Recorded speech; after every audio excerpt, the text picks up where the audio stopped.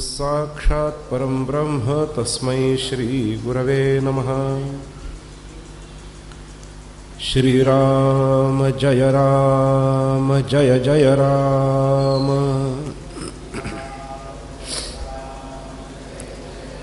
श्रीराम जय राम जय जय राम।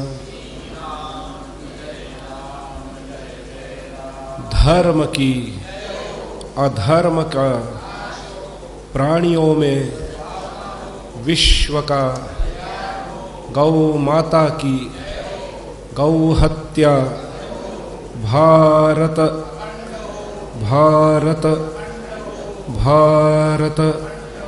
श्रीमत् परमहंस परिव्राजकाचार्यवर्य श्रीमज्जगद्गुरु शंकराचार्य स्वामी महाराज की जय। सर्वभूत हृदय धर्म सम्राट श्री स्वामी करपात्री जी महाराज की जय। हर नमः पार्वती पतये हर हर महादेव।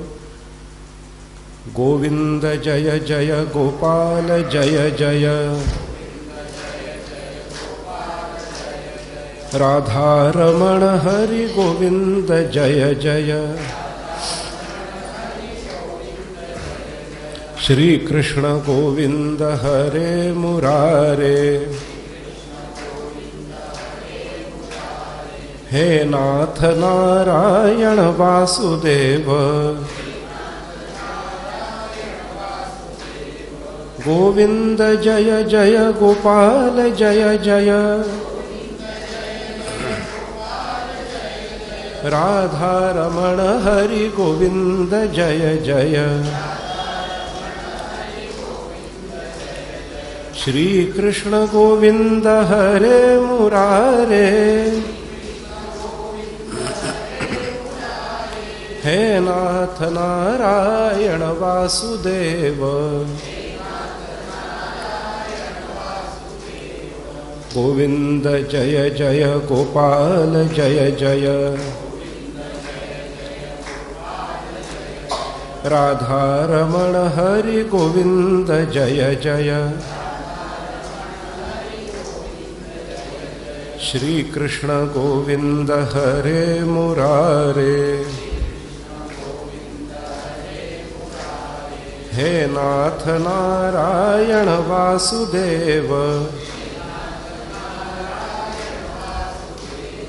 हे नाथ नारायण वासुदेव। हे नाथ नारायण वासुदेव। श्री वृंदावन विहारी लाल की जय। समुपस्थित सज्जन हो, नारद मुनींना जी गानविद्या प्राप्त झालेली आहे त्या गानविद्येचे प्रकार काय होते त्याचं आता वर्णन येत आहे। गानबंधु पुनः प्राह नारदं मुनिसत्तम। एते किन्नर संघा विद्याध्राप्सरसांगणाः।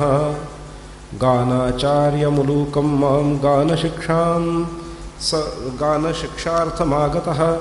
तपसा नैव शक्त्या वा गानविद्या तपोधन। विद्या जी असते ही गुरूंकडूनच प्राप्त करायची असते। केवळ तपस्येने प्राप्त झालेली जी विद्या असते त्याला परिपूर्णता येत नाही। म्हणून नारद मुनी गानविद्या शिकण्यासाठी म्हणून लक्ष्मीच्या सांगण्यावरून उलूकाकडे आलेले आहेत।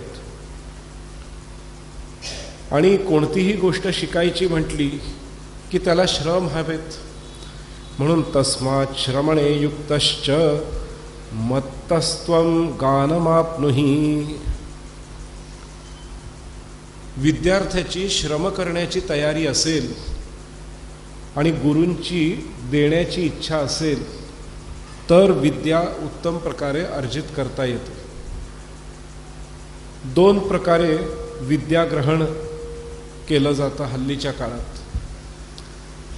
एक डिस्टन्स एज्युकेशननी ऑनलाईन आणि दुसरं ऑफलाईन म्हणजे कॉलेजमध्ये प्रत्यक्ष जाऊन शिक्षकांकडे च्या वर्गात बसून वगैरे हे ते प्रकार. आज देखील जर आपण बघितलं तर प्रत्यक्ष कॉलेजमध्ये जाऊन ऑफलाईन घेतलेलं जे एज्युकेशन आहे त्याला महत्त्व अधिक आहे. ऑनलाईन एज्युकेशनला एवढंसं महत्त्व नाही. नॉर्मल MBA आणि ऑनलाईन MBA असे दोन कॅन्डिडेट्स एकाच मार्कांचे असतील तर ऑफलाईन कॅन्डिडेटला आधी घेतलं जातं. आणि त्यात देखील दोन कॅन्डिडेट ऑफलाईनचे एकाच मार्काचे असतील तर निवडकर्ता टीम जी असते ती कॉलेज कोणतं आहे ते पाहतात की ह्या कॉलेजचा विद्यार्थी मग घ्यायला काही हरकत नाही. यावरूनच सिद्ध होतं की नुसत्या डिग्रीच्या मार्कावर विद्येचं येणं न येणं अवलंबून नसतं तर कोणाकडे शिकलेले आहेत, प्रत्यक्ष शिकलेले आहेत की ऑनलाईन शिकलेले आहेत, ह्या सगळ्या गोष्टी फार महत्त्वाच्या असतात. इकडे त्याचंच वर्णन केलं आहे आणि त्याचं वर्णन करताना म्हणतायत की विद्या ही तेव्हा यशस्वी होते जेव्हा योग्य गुरूंकडून त्यांच्यासमोर बसून ती प्राप्त केली जाते. गुरूंकडून विद्या प्राप्त करण्याचे दोन मार्ग आहेत. एक तर गुरूंना पैशाचा लोभ दाखवून की हा मोबदला घ्या आणि त्याच्या बदल्यात मला विद्या प्रदान करा, हा एक प्रकार आहे. आणि विद्येचा दुसरा प्रकार आहे की गुरूंसमोर नम्र होऊन बसणं आणि गुरूंची प्रीती संपादित करून त्यांच्याकडून विद्या ग्रहण करणं. या दोन्हीमध्ये हा पैसा घ्या आणि मला विद्या द्या हा प्रकार हल्ली कॉलेजेसमध्ये जो चालू आहे तो आहे. आणि गुरूंची प्रसन्नता संपादित करून त्यांच्याकडून ज्ञान घेणं ही आपली गुरुकुलाची पद्धत. जी गुरुकुलं पूर्वी चालवली जात होती ह्या गुरुकुलांमध्ये ॲडमिशनच्या वेळेस हे बघितलं जात नव्हतं की मुलगा गरिबाकडचा आहे का श्रीमंताकडचा आहे. उज्जैनीला शिकण्यासाठी श्रीकृष्ण आले, बलराम आले, सुदामा आले. त्यावेळी सांदीपनी ऋषींनी हा नाही विचार केला की कृष्णाला ॲडमिशन देऊ कारण नंदाकडे भरपूर गायी आहेत, भरपूर संपत्ती आहे, आणि सुदामाचं ॲडमिशन कॅन्सल करू का कारण गरीब आहे, असा नाही विचार केला. सगळ्यांना ॲडमिशन. तर गुरूंकडून विद्या प्राप्त करणं श्रेष्ठ, त्यात देखील गुरूंची प्रसन्नता अर्जित करून त्यांच्याकडून विद्या प्राप्त करणं श्रेष्ठ, आणि त्यात देखील परिश्रम करून विद्या प्राप्त करणं आणखीन श्रेष्ठ. पांडव आणि कौरव या दोघांमध्ये हेच अंतर आहे. कौरव देखील द्रोणाचार्यांविषयी फार नम्र होते. महाभारतातला जर उल्लेख बघितला तर कौरव देखील द्रोणाचार्यांविषयी फार नम्र होते. द्रोणाचार्यांची प्रसन्नता त्यांच्या बाबतीतही होती. पांडवांची तर होतीच, ते तर धर्मात्माच होते. पण एवढं असून अर्जुन श्रम जास्त घेत होता म्हणून त्याला सगळ्यांमध्ये चांगली विद्या ग्रहण करता आली. त्यामुळे तीन गोष्टी विद्येसाठी आवश्यक आहेत. एकतर विद्येसाठी गुरु हवेत, दुसरी गोष्ट गुरूंची प्रसन्नता संपादित करता आली पाहिजे, आणि तिसरी गोष्ट श्रमामध्ये कुठेही कमी पडता कामा नये. उत्तम विद्यार्थी तो असतो की जो गुरु शिकवायच्या आधी मागचा पाठ व्यवस्थित करून आलेला असतो, तो उत्तम विद्यार्थी असतो. आणि मागचा पाठ व्यवस्थित करण्यासाठी तो विद्यार्थी पहाटे उठतो, काल गुरूंनी काय शिकवलंय त्याची उजळणी करतो, आणि नवा पाठ घ्यायच्या आधी मागचा माझा पाठ व्यवस्थित झालेला आहे हे गुरूंना पटवून देतो. तर गुरु उत्साहाने पुढचा पाठ शिकवतात. पाठ शिकण्यामध्ये देखील श्रम तर सगळे घेतात, बरेच विद्यार्थी श्रम घेणारे असतात, पण ज्ञान ग्रहण करताना लाज बाळगायची नसते. लाज कोणत्या बाबतीत? की मला हे कळलं नाही हे सांगण्याची लाज बाळगता कामा नये. अर्जुन आणि द्रोणाचार्यांच्या संबंधामध्ये आपल्या लक्षात येतं की एखादी गोष्ट अर्जुनाला नाही कळली, पांडवांना नाही कळली, तर उरलेले 4 जण गप्प बसायचे. पण अर्जुन हात वर करून सांगायचा की गुरुजी मला हे नाही कळलं, मला पुन्हा शिकवाल का? त्यावेळेला कौरव खिदखिदी हसायचे, पण त्या हसण्याकडे तो बघत नसे. गुरूंकडे शिकायला आलोय, कोण हसतंय का काय करताय ह्याच्याशी काय माझं देणं घेणं? तो स्पष्टपणे सांगून टाकायचा मला नाही कळलं. आद्य शंकराचार्यांचे एक शिष्य होते पद्मपादाचार्य. त्यांना स्वतः आद्य शंकराचार्यांनी एकदा ब्रह्मसूत्र शिकवलं, 10 उपनिषद शिकवले, भगवद्गीता व्यवस्थित शिकवली. बाकीच्यांना कळली किंवा कळली असेल नसेल काही बोलले नाहीत. पण पद्मपादाचार्य मात्र म्हणाले की गुरुदेव मला काही कळलं नाही नीट. खरं तर पद्मपादाचार्यांना सगळ्यात जास्त कळलेलं होतं, पण तरी देखील अमुक गोष्टी कळत नव्हत्या. म्हणून ते म्हणाले की गुरुजी मला हे नाही कळलं, हे नाही कळलं, हे नाही कळलं, हे नाही कळलं, हे नाही कळलं. गुरुजींनी पुन्हा शिकवायला घेतलं. पुन्हा शिकवल्यानंतर आता कळलं का? नाही गुरुजी हे नाही कळलं, हे नाही कळलं, हे नाही कळलं, हे नाही कळलं.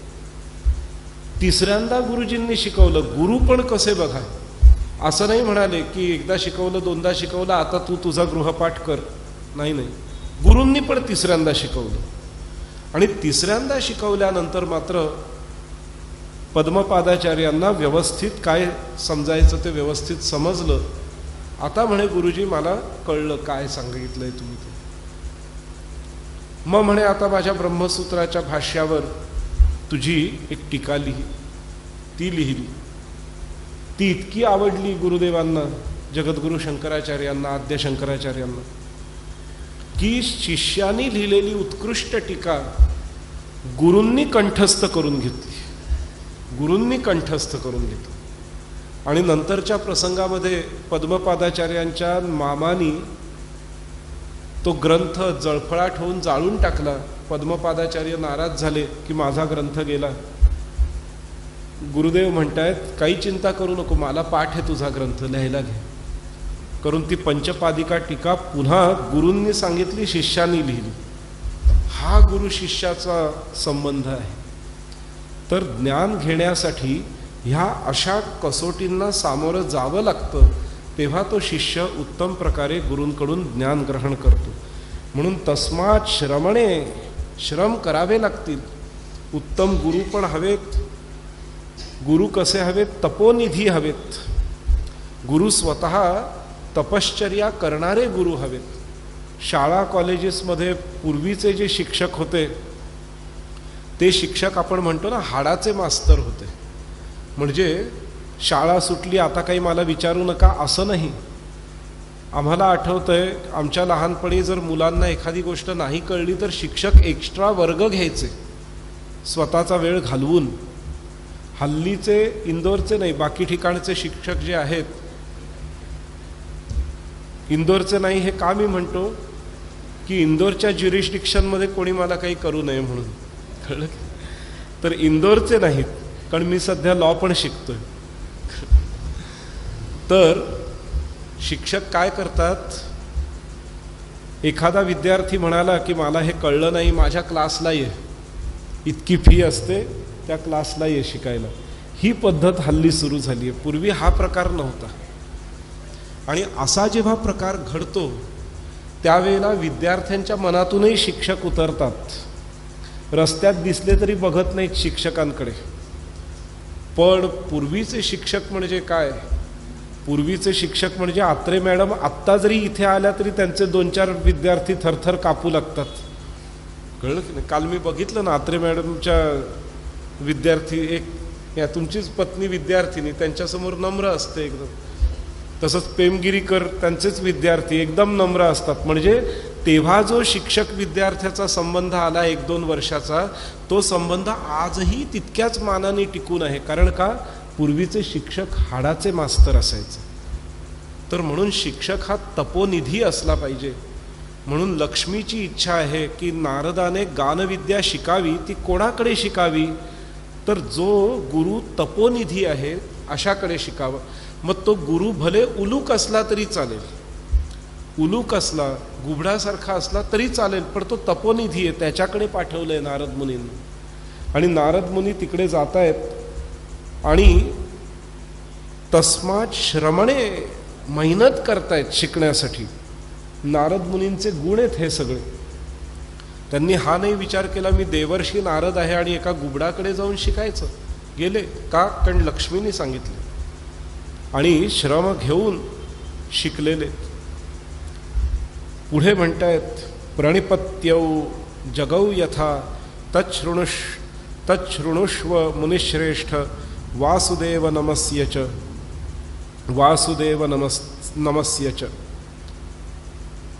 शिकत असताना वासुदेव नमस्य च भगवंताचा अधिष्ठान ठेवून शिकायचं असतं.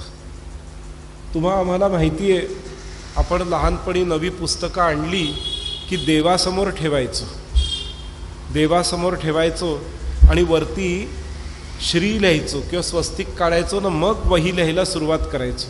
म्हणजे काय?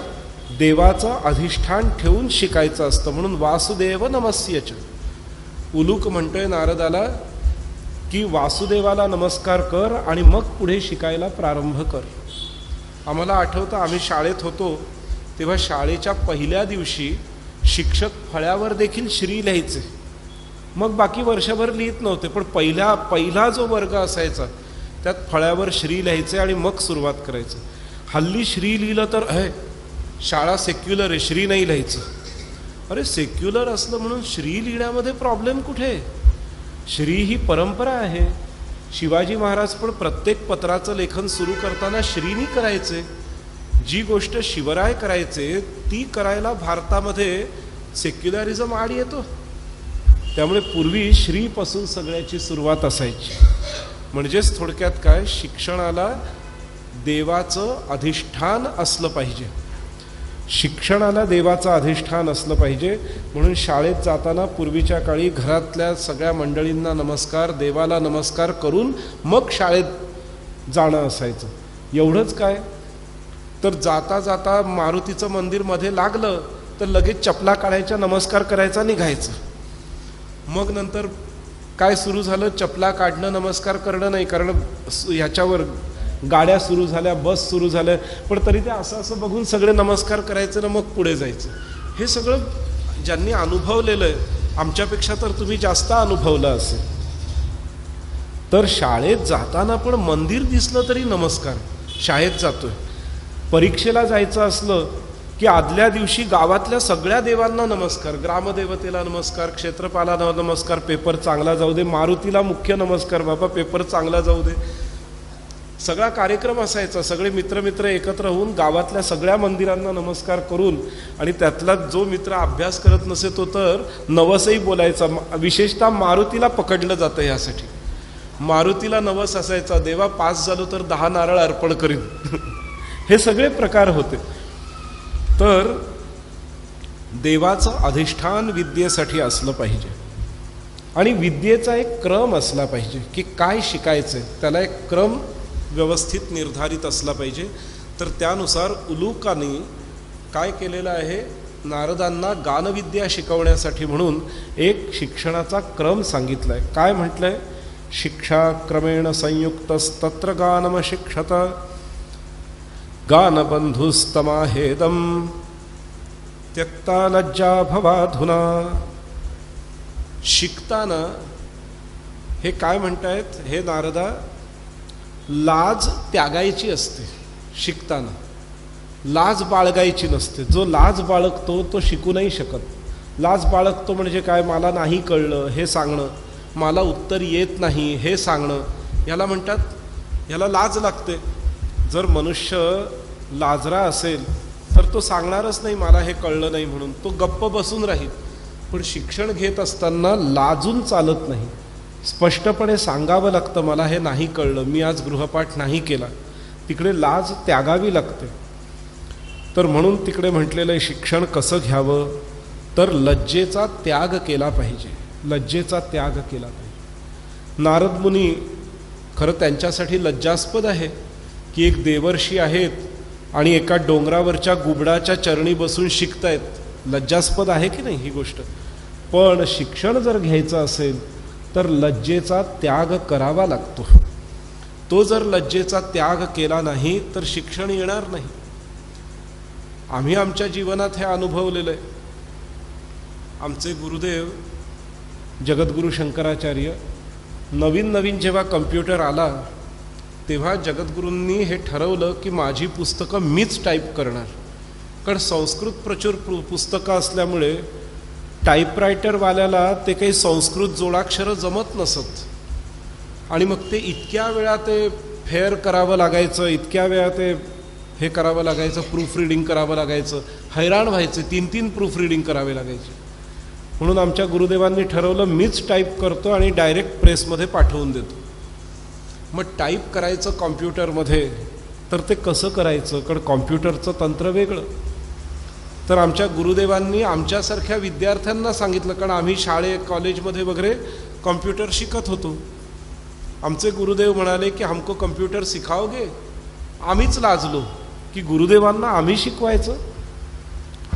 तर गुरुदेवांना म्हटलं की गुरुदेव आम्ही कसं आपल्याला शिकवू शकतो? हा उद्धटपणा झाला. नाही म्हणे, विद्येच्या बाबतीत असं नसतं.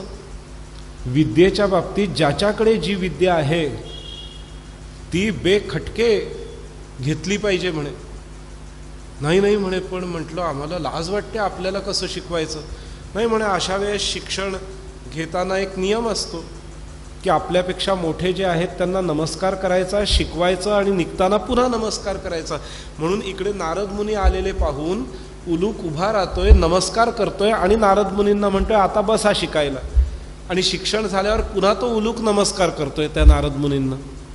त्यामुळे इकडे मान सन्मान देखील राहिला आणि शिक्षणाचा आदान प्रदान पण झालं. तर आमचे गुरुदेव आम्हाला विचारायचे वर्ड कसं चालवायचं, MS ऑफिस कसं चालवायचं, त्यानंतर वेगवेगळे सेटिंग्स वर्ड फाईलमध्ये कसे करायचे. आता काय आमच्यापेक्षा पुढे ते शिकले, आमच्यापेक्षा किती छान त्यांचं एडिटिंग आणि हे ते. मग ते आपोआप त्यांना फक्त एक सुरुवातीला काही कीज मिळाल्या की झालं त्यांचं काम. पण आमचे गुरुदेव देखील लहान लहान विद्यार्थ्यांकडून, उडिया विद्यार्थी त्यांना म्हणायचे आमच्याशी उडिया बोला, आम्हाला उडिया शिकायचं. त्यामुळे शिक्षण घेत असताना लाज बाळगायची नसते. म्हणून लज्जाम त्यजेत, लाज त्यागली पाहिजे. आता काय काय शिकायचंय गानविद्येमध्ये? तर म्हणतायत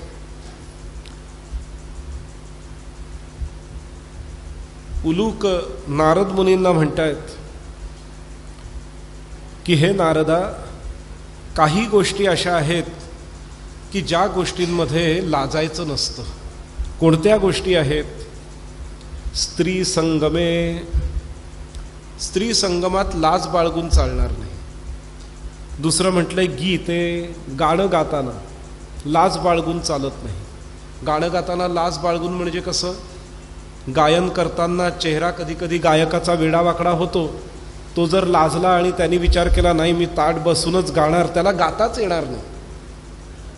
पंडित भीमसेन जोशी बघा, असं जर आपल्याला गायला सांगितलं तर आपण लाजू की अरे बापरे किती अंगविक्षेप होतात. पण अंगविक्षेप झाला तरी कान बंद करून ऐका, गाणं किती छान वाटतं. त्यामुळे गायन विद्या करत असताना माणसाने लाजून चालत नाही. तिसरी लाज कुठे बाळगू नये? शिंकण्यामध्ये. काही लोक शिंकताना लाजतात हल्ली, तरुण पिढी मुख्यतः. शिंक येते, सॉरी, अरे सॉरी काय, शिंक येते, कळलं की नाही? शिंकल्यानंतर सॉरी म्हणायची गरज काय? नॅचरल प्रोसेस आहे. तर ते अगदी जोरात जरी शिंक येत असले तरी असं नाही, त्याचा फुफ्फुसावर विपरीत परिणाम होतो. काल तुम्ही बघितलं असेल, मी व्यवस्थित जोरदार शिंकत होतो, त्यामुळे फुफ्फुसावर परिणाम होत नाही. त्यामुळे शिंकताना लाजू नये. कोण म्हणतंय? उलूक म्हणतोय नारदांना. शिक्षणाला इथूनच प्रारंभ केलेला आहे. पुढे काय म्हटलंय? धान्याचा व्यवहार करताना लाजायचं नसतं. आता समजा सबनीस गुरुजींनी धान्याचा व्यवसाय केला आणि कोणी विचारलं की गुरुजी 1 किलो तांदूळ कितीला? अरे तुम्हाला काय सांगू मी भाव, तुम्ही तर वैदिक आश्रमातले सदस्य आहात, द्या तुम्हाला काय द्यायचं ते तर झालंच, धान्याचं किराणा माल दुकान बंदच करावं लागेल. त्यामुळे किराणाचा व्यवसाय करत असताना लाजायचं नसतं. कोणी नातेवाईक जरी काही विकत घ्यायला आलं, सरळ सांगून टाकायचं ही वस्तू इतक्याची आहे. मग भले हवं तर ह्या ना त्या रूपाने त्यांचं त्यांना देऊन टाका, ती गोष्ट वेगळी. पण गल्ल्यावर बसलेलं असताना लाजायचं नसतं. तर तिथे लाज बाळगून चालत नाही. धान्याचा आणि धनाचा व्यवहार करताना लाजायचं नसतं. कधी कोणाला पैसे दिले, हे घ्या 51,000 रुपये, ठेवले, अरे मोजून तर घ्या. नाही नाही तुम्ही तर दिलंय म्हणजे परफेक्टच असणार. नाही, मोजा. नाही तुमच्यासमोर कसं मोजायचं? नाही मोजा, कारण नंतर एखादी नोट कमी झाली तर गैरसमज होईल. म्हणून पैशाच्या व्यवहारात वडिलांकडून पैसे घेताना देखील लाजायचं नाही ना, वडिलांना पैसे देताना देखील त्यांच्यासमोर व्यवस्थित मोजून घ्यायचे, नंतर लफडं नको. तर धान्य आणि धनाच्या व्यवहारामध्ये कधीही लाजायचं नसतं. शिकवण ही पुढे म्हटलेलं आहे, आय व्यय करताना लाजायचं नसतं. म्हणजे पैसे कमवताना, पैसे देताना लाजायचं नसतं. पैसे देताना व्यवस्थितच व्यवहार करायचा. अरे तो तर आपला एकदम परिचित आहे, त्याच्याशी भाव कसा करायचा? नाही, भाव करा, तो व्यवहार आहे, त्यात लज्जा असता कामा नये. पुढे म्हटलेलं आहे, अत्यंत कुंठित गूढ जर असेल तर ते लपवताना लाजायचं नसतं. माणसाच्या जीवनामध्ये जर एखादी गूढ गोष्ट असेल, अगदी लज्जास्पद गोष्ट असेल, पण ती पण लपवताना लाजू नये. कारण तुम्ही लाजलात की समोरच्याला कळतं की याचा अर्थ इकडे काहीतरी पाणी मुरतंय. त्यामुळे गुपित रक्षित करताना माणसाने लाजायचं नसतं. स्वांगम निरीक्षमाणेन परमप्रेक्षता तथा न गायेदूर्ध्वबाहुश्च नोर्ध्वदृष्टिः कथंचन. गायन करताना कधी हात वर करून गायन करायचं नसतं. असं उंच, आपल्या खांद्यापेक्षा वर नाही, इथपर्यंत हात नेणं ठीक आहे, एवढं वर हात न्यायचं नसतं. कारण जसा आपण हात वर नेऊ तसा गळ्यावर ताण येतो आणि गायनाचे स्वर बदलतात. त्यामुळे आपल्या खांद्यापेक्षा वर हात नेऊन गायन करायचं नसतं. ऊर्ध्वदृष्टी, वर बघून गायन करायचं नसतं. तुम्ही बघा, तुम्ही ज्या वेळेला वर पाहता त्यावेळेला आवाजात बदल होतो. सरळ पाहता तेव्हा आवाज वेगळा असतो, खाली पाहता तेव्हा आवाज वेगळा असतो. त्यामुळे गायन करणाऱ्या व्यक्तीने सरळ मुख करून गायन करायचं असतं. गायन करताना हसत हसत गायन करायचं नसतं. गायन करताना रडत रडत गायन करायचं नसतं. नैकहस्ते न शस्तेत ताल संघट्टनम मुने. एका हाताने ताल देऊन गायन करायचं नसतं. ताल द्यायचा तो दोन्ही हातांनी ताल द्यायचा. त्यामुळे मांडीवर हात थोपटून जो ताल देणं आहे तो एका हाताने ताल देणं आहे. त्यामुळे ताल देताना कसा द्यायचा? दोन्ही हातांनी ताल द्यायचा असतो. हे नियम आहे. तर न एक हस्तेन शस्येत ताल संघट्टनम मुने क्षुधार्तेन भयार्तेन तृषार्तेन तथैवच. भूक लागलेली असताना गाऊ नये, भरपेट जेवावं आणि मग गावं. भीती मनात जर असेल तर त्यावेळेला गाऊ नये. भयार्तेन, तृषार्तेन, तहान लागलेली आहे, जाऊ दे आत्ता पाणी नाही प्यायचं, गाऊ नये. आधी पाणी प्या मग गा. कारण मग त्याचे आपल्या शरीरावर फार विचित्र परिणाम होतात. तर गायन करताना, तहानेला असताना, भुकेला असताना, हसत असताना, रडत असताना गायन करू नये. घाबरलेला असताना गायन करू नये. अशा पद्धतीने हे महामुने गायन करताना कोणते नियम पाळावेत, कोणते नियम पाळू नयेत, हे सगळं मी तुम्हाला सांगितलं. एवमुक्त्वा स भगवान नारदो विधिरक्षणे अशिक्षत तथा गीतम दिव्यवर्षसहस्रकम. दिव्यवर्षसहस्रकम, 1000 दिव्य वर्षांपर्यंत नारद मुनी गानविद्या शिकलेत. आणि त्या गानविद्येमध्ये खूप पारंगत झालेले नारद मुनी. इतके पारंगत झालेले आहेत की पुढच्या काळामध्ये तुंबरूला देखील त्यांनी पराजित केलेला आहे. तुंबरू सारख्या गंधर्वाला देखील नारद मुनींनी पराजित केलेलं आहे. इतकी दिव्य गानविद्या नारद मुनींनी प्राप्त केली. आता नारद मुनी गानविद्या प्राप्त करून आलेले आहेत आणि तुंबरूला पराजित केलेला आहे आणि येऊन पाहतायत की विष्णू तर तिथल्या तिथेच आहेत. त्यांना तर आपण शाप दिला होता जन्म घ्यायचा. नारद मुनींच्या मनातला भाव ओळखलाय आणि ओळखून काय म्हणतायत भगवान विष्णू, मनोर्वैवस्वतस्याहमष्टाविंशति मे युगे द्वापरान्ते भविष्यामि यदुवंशकुलोद्भवः. हे नारदा, तू दिलेल्या शापानुसार मी पृथ्वी तलावर जन्म घेईनच पण कधी घेईन?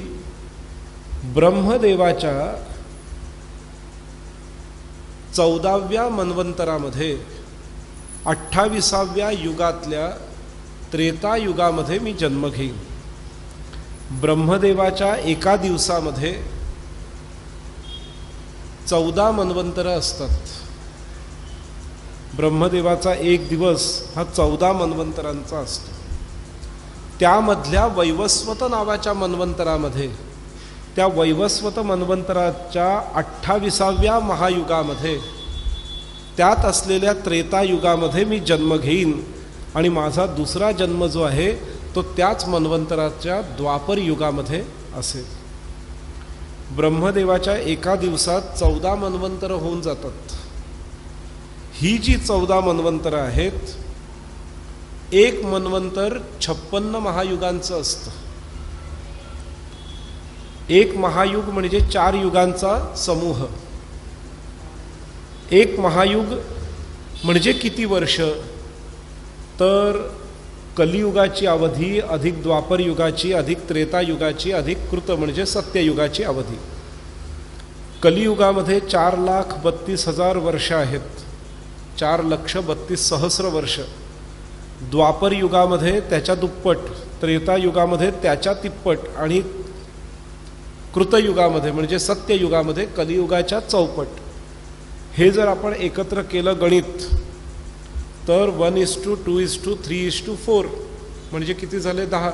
म्हणजे 4,32,000 गुणिले 10 म्हणजे 43,20,000 वर्षांचं एक महायुग असतं. अशी 56 महायुग होतात तेव्हा एक मन्वंतर होतं. अशी ज्या वेळेला 14 मन्वंतर होतात तेव्हा ब्रह्मदेवाचा एक दिवस होतो. असे 360 ब्रह्मदेवाचे दिवस झाले की ब्रह्मदेवाचं एक वर्ष होतं आणि अशी 100 वर्ष झाली की ब्रह्मदेवाचं आयुष्य संपतं. तर आता हा तुम्हा सगळ्यांना उद्या गणिताचा होमवर्क आहे की एक महायुग म्हणजे 43,20,000 वर्षांचं एक महायुग. अशी 56 महायुग म्हणजे एक मन्वंतर. अशी 14 मन्वंतर म्हणजे ब्रह्मदेवाचा एक दिवस. असे 360 दिवस म्हणजे ब्रह्मदेवाचं एक वर्ष आणि असे 100 वर्ष म्हणजे ब्रह्मदेवाचा एक आयुष्य. मग ब्रह्मदेव मरतो म्हणजे तो मुक्त होतो. मग दुसरा उन्नत जीव ब्रह्मपदाला प्राप्त होतो. तर म्हणजे ब्रह्मदेवाचं आयुष्य किती असेल ह्याचा आपण विचार करू शकतो. आणि यामध्ये काय होतं, एका मन्वंतरामध्ये जे घडलेलं आहे ते पुन्हा 14 मन्वंतर पूर्ण होईपर्यंत घडत नाही. 14 मन्वंतर पूर्ण झाली की नंतर जे दुसरं कल्प प्रारंभ होतं तेव्हा पुन्हा हे असंच सगळं घडतं. म्हणून आम्ही लोक, गुरुजी लोक ज्या वेळेला संध्या करतो तेव्हा म्हणतो यथा पूर्वम अकल्पयत. पूर्वकल्पामध्ये जसं झालं तसं पुन्हा प्राप्त होतं. त्यामुळे जसं आत्ताच्या 28व्या महायुगातल्या त्रेतायुगामध्ये रामाचा जन्म झाला, द्वापर युगामध्ये श्रीकृष्णाचा जन्म झाला, असाच राम आणि कृष्णाचा जन्म पुढच्या महायुगात होणार नाही, पुढच्या मन्वंतरातही होणार नाही, तर ब्रह्मदेवाच्या पुढच्या दिवसात होणार आहे. म्हणजे आपण किती भाग्यवान आहोत की आपण ज्या महायुगात जन्म घेतलेला आहे त्याच महायुगामध्ये प्रभू रामचंद्रांचा अवतार झालाय, त्याच महायुगामध्ये कृष्णाचा अवतार झालाय. आता हा रामकृष्णाचा अवतार हा पुढे 7 मन्वंतरांपर्यंत होणार नाही, त्याच्या पुढच्या 7व्या मन्वंतरामध्ये म्हणजे 14 मन्वंतरांनंतर असाच पुन्हा अवतार होईल. हे आपलं भाग्य आहे की आपण ह्या अशा मन्वंतरात जन्म घेतलेला आहे. म्हणून आपल्या ह्या जीवनकालामध्ये भगवंताच्या उपदेशाला कधीही आपण विसरू नये, त्याचा अभ्यास करण्याचं सोडू नये. भगवंताच्या लीलाधामांचं दर्शन घेणं, त्या धामांमध्ये जाऊन जप तप करणं हे आपण सोडू नये. कारण ही संधी प्रत्येक महायुगात प्रत्येक मन्वंतरात मिळतेच असं नाही. आता पुन्हा कृष्ण जन्म होईल तो 14 मन्वंतरांनंतर होणार आहे कृष्ण जन्म. आता कृष्ण जन्म पुढच्या महायुगातल्या पुढच्या द्वापर युगात कृष्ण जन्म नाही आहे, तेव्हा कोणत्या तरी देवाचा जन्म होईल. परंतु ह्या 24 अवतारांपैकी कोणत्या तरी अवतार होईल, पण कृष्णावतार रामावतार हा पुन्हा 14 मन्वंतरानंतरच होणार आहे. त्यामुळे पुढच्या मन्वंतरातल्यांनाही हे भाग्य प्राप्त होणार नाही की ते अयोध्या मथुरेमध्ये जिथे श्रीकृष्ण किंवा राम खेळले त्या त्यांच्या चरणरजाला स्पर्श करू शकतील. हे भाग्य आता पुढच्या मन्वंतरांवाल्यांना नाही मिळणार. तर 14 मन्वंतरांनंतर जे जन्माला येतील तेव्हाच्या वैवस्वत मन्वंतरामध्ये, तेव्हाच्या 28व्या महायुगामधल्या द्वापर कलीमध्ये त्यांना हे भाग्य प्राप्त होईल. तर हे असं सगळं ब्रह्मांडाचं चक्र चालू असतं. त्या चक्राची माहिती भगवान विष्णूंनी नारद मुनींना दिली आहे. आणि नारद मुनींना म्हणतायत की वैवस्वत मन्वंतराच्या 28व्या महायुगातल्या त्रेतायुगामध्ये मी राम बनून जन्माला येईन आणि त्याच महायुगातल्या द्वापर युगामध्ये मी श्रीकृष्ण म्हणून जन्माला येईन. असं म्हणून नारद मुनींना दिव्य ज्ञान भगवंतानी दिलंय. आणि भगवंताची भक्ती करत नारद मुनी पुन्हा गानविद्येचा प्रयोग करत भगवंताची गीतं गात गात आपल्या मार्गाने निघालेले आहेत.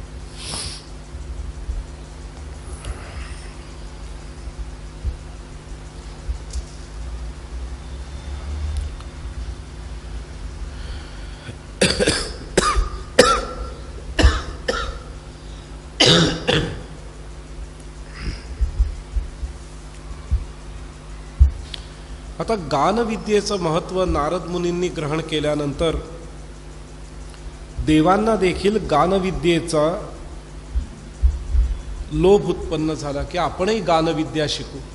कारण गायन हे प्रत्येकाला आवडतं. किंबहुना मनुष्य हा स्वतः गायनप्रियच असतो. लहान मूल ज्यावेळेला जन्माला येतं आणि ते रडू लागतं, सुरेल आवाजात रडतं ते, त्याच्या रडण्यामध्ये देखील ताल लय वगैरे सगळी व्यवस्थित असते. तर मनुष्य हा मुळातच गानप्रिय आहे. जिकडे मनुष्य गानप्रिय आहे तिकडे देवतांचं तर काय म्हणणं. देवतांनी जेव्हा बघितलं की नारद मुनींनी गायन विद्या शिकलेली आहे आणि त्या गायन विद्येचा वापर करून ते भगवान नारायणाची गीतं गात आहेत, तेव्हा आपणही भक्तीसाठी गानविद्येचा आश्रय घ्यावा अशी इच्छा देवतांच्याही मनात झाली. आणि ही इच्छा झाल्यामुळे काय झालंय, वरुणम याम्यमाग्नेय मंद्रम कौबेरमेव च वायव्यांच तथैशानम सं शं सप्राप्त धर्मवित्. वरुण, इंद्र, अग्नी, निरृती या सगळ्या ज्या 8 दिशा आहेत त्यांनी देखील गानविद्या शिकून नारायणाचं गुणगान प्रारंभ केलं. पुढे गंधर्वाप्सरसां संघैः पूज्यमानस्ततस्ततः. गंधर्व आणि अप्सरा देखील भगवंताचं नामोच्चारण करण्यासाठी गानविद्येचा आश्रय घेऊ लागले. ब्रह्मलोकं समासाद्य कस्मिंश्चित् कालपर्यये हा हा हुश्च गंधर्वो गीतवाद्य विशारदौ ब्रह्मणो गायकौ दिव्यौ नित्यं गंधर्व सत्तमौ तत्र ताभ्यां समासाद्य गायमानो हरिं विभुं. हा हा हु हे गंधर्वांची नावं आहेत ही. तर हा हा आणि हु हु हे गंधर्वांचे जे प्रमुख आहेत त्यातला एक गायन प्रमुख आहे, एक वादन प्रमुख आहे. यांनी गीतवाद्याचा आश्रय घेऊन ब्रह्मलोकामध्ये चालू असलेल्या भगवान नारायणाच्या गानाची अनुकृती करायला प्रारंभ केली. ब्रह्मणाच महातेजा पूजितो मुनिसत्तमः तं प्रणम्य महात्मानं सर्वलोकपितामहम्. गानविद्येचा प्रचार नारदांमुळे सगळीकडे झाला आणि मग नारद ब्रह्मदेवाकडे गेलेत. ब्रह्मदेवाचं पूजन केलंय आणि नमस्कार केलाय. चचार च यथा कामं सर्वलोकेषु नारद पुनः कालेन महता गृहं प्राप्य च तुम्बरौ. नारद मुनी गायन विद्येचा प्रचार करत करत सगळ्या वेगवेगळ्या द्वीपांमध्ये भ्रमण करून गानविद्येचा नारद मुनींनी प्रचार केला. त्यामुळे पृथ्वी तलावर गानविद्येचा प्रचार करणारे कोण, तर नारद मुनी हे गानविद्येचा प्रचार करणारे. पण गायन विद्येमध्ये नारद मुनी तर 46,000 स्वर शिकलेले होते. पण पृथ्वी तलावर नारद मुनींनी फक्त 7 स्वर दिले. का 7 स्वर दिले? कारण माणसाचा कंठ हा केवळ 7च स्वर गाण्याच्या योग्यतेचा आहे. 7च स्वर गाण्याच्या योग्यतेचा आहे. त्याच्या बाहेर माणसाला गायन करता येत नाही. अल्ट्रासॉनिक साऊंडमध्ये माणूस गाऊ शकेल का? नाही गाऊ शकणार. तो पण एक स्वर आहे. याचा अर्थ माणसाच्या गळ्यातून निघतात तेवढेच स्वर आहेत असं नाही, तर 46,000 स्वर आहेत. तुम्ही कधी ऐकलं असेल की हत्ती देखील एकमेकांशी बोलतात पण आपल्याला त्यांचा ध्वनी ऐकू येत नाही. तोही एक स्वर आहे. नारद मुनींना सगळे स्वर अवगत होते, पण मनुष्याला गाता येण्यासाठी फक्त त्यातले 7च स्वर कामाचे होते.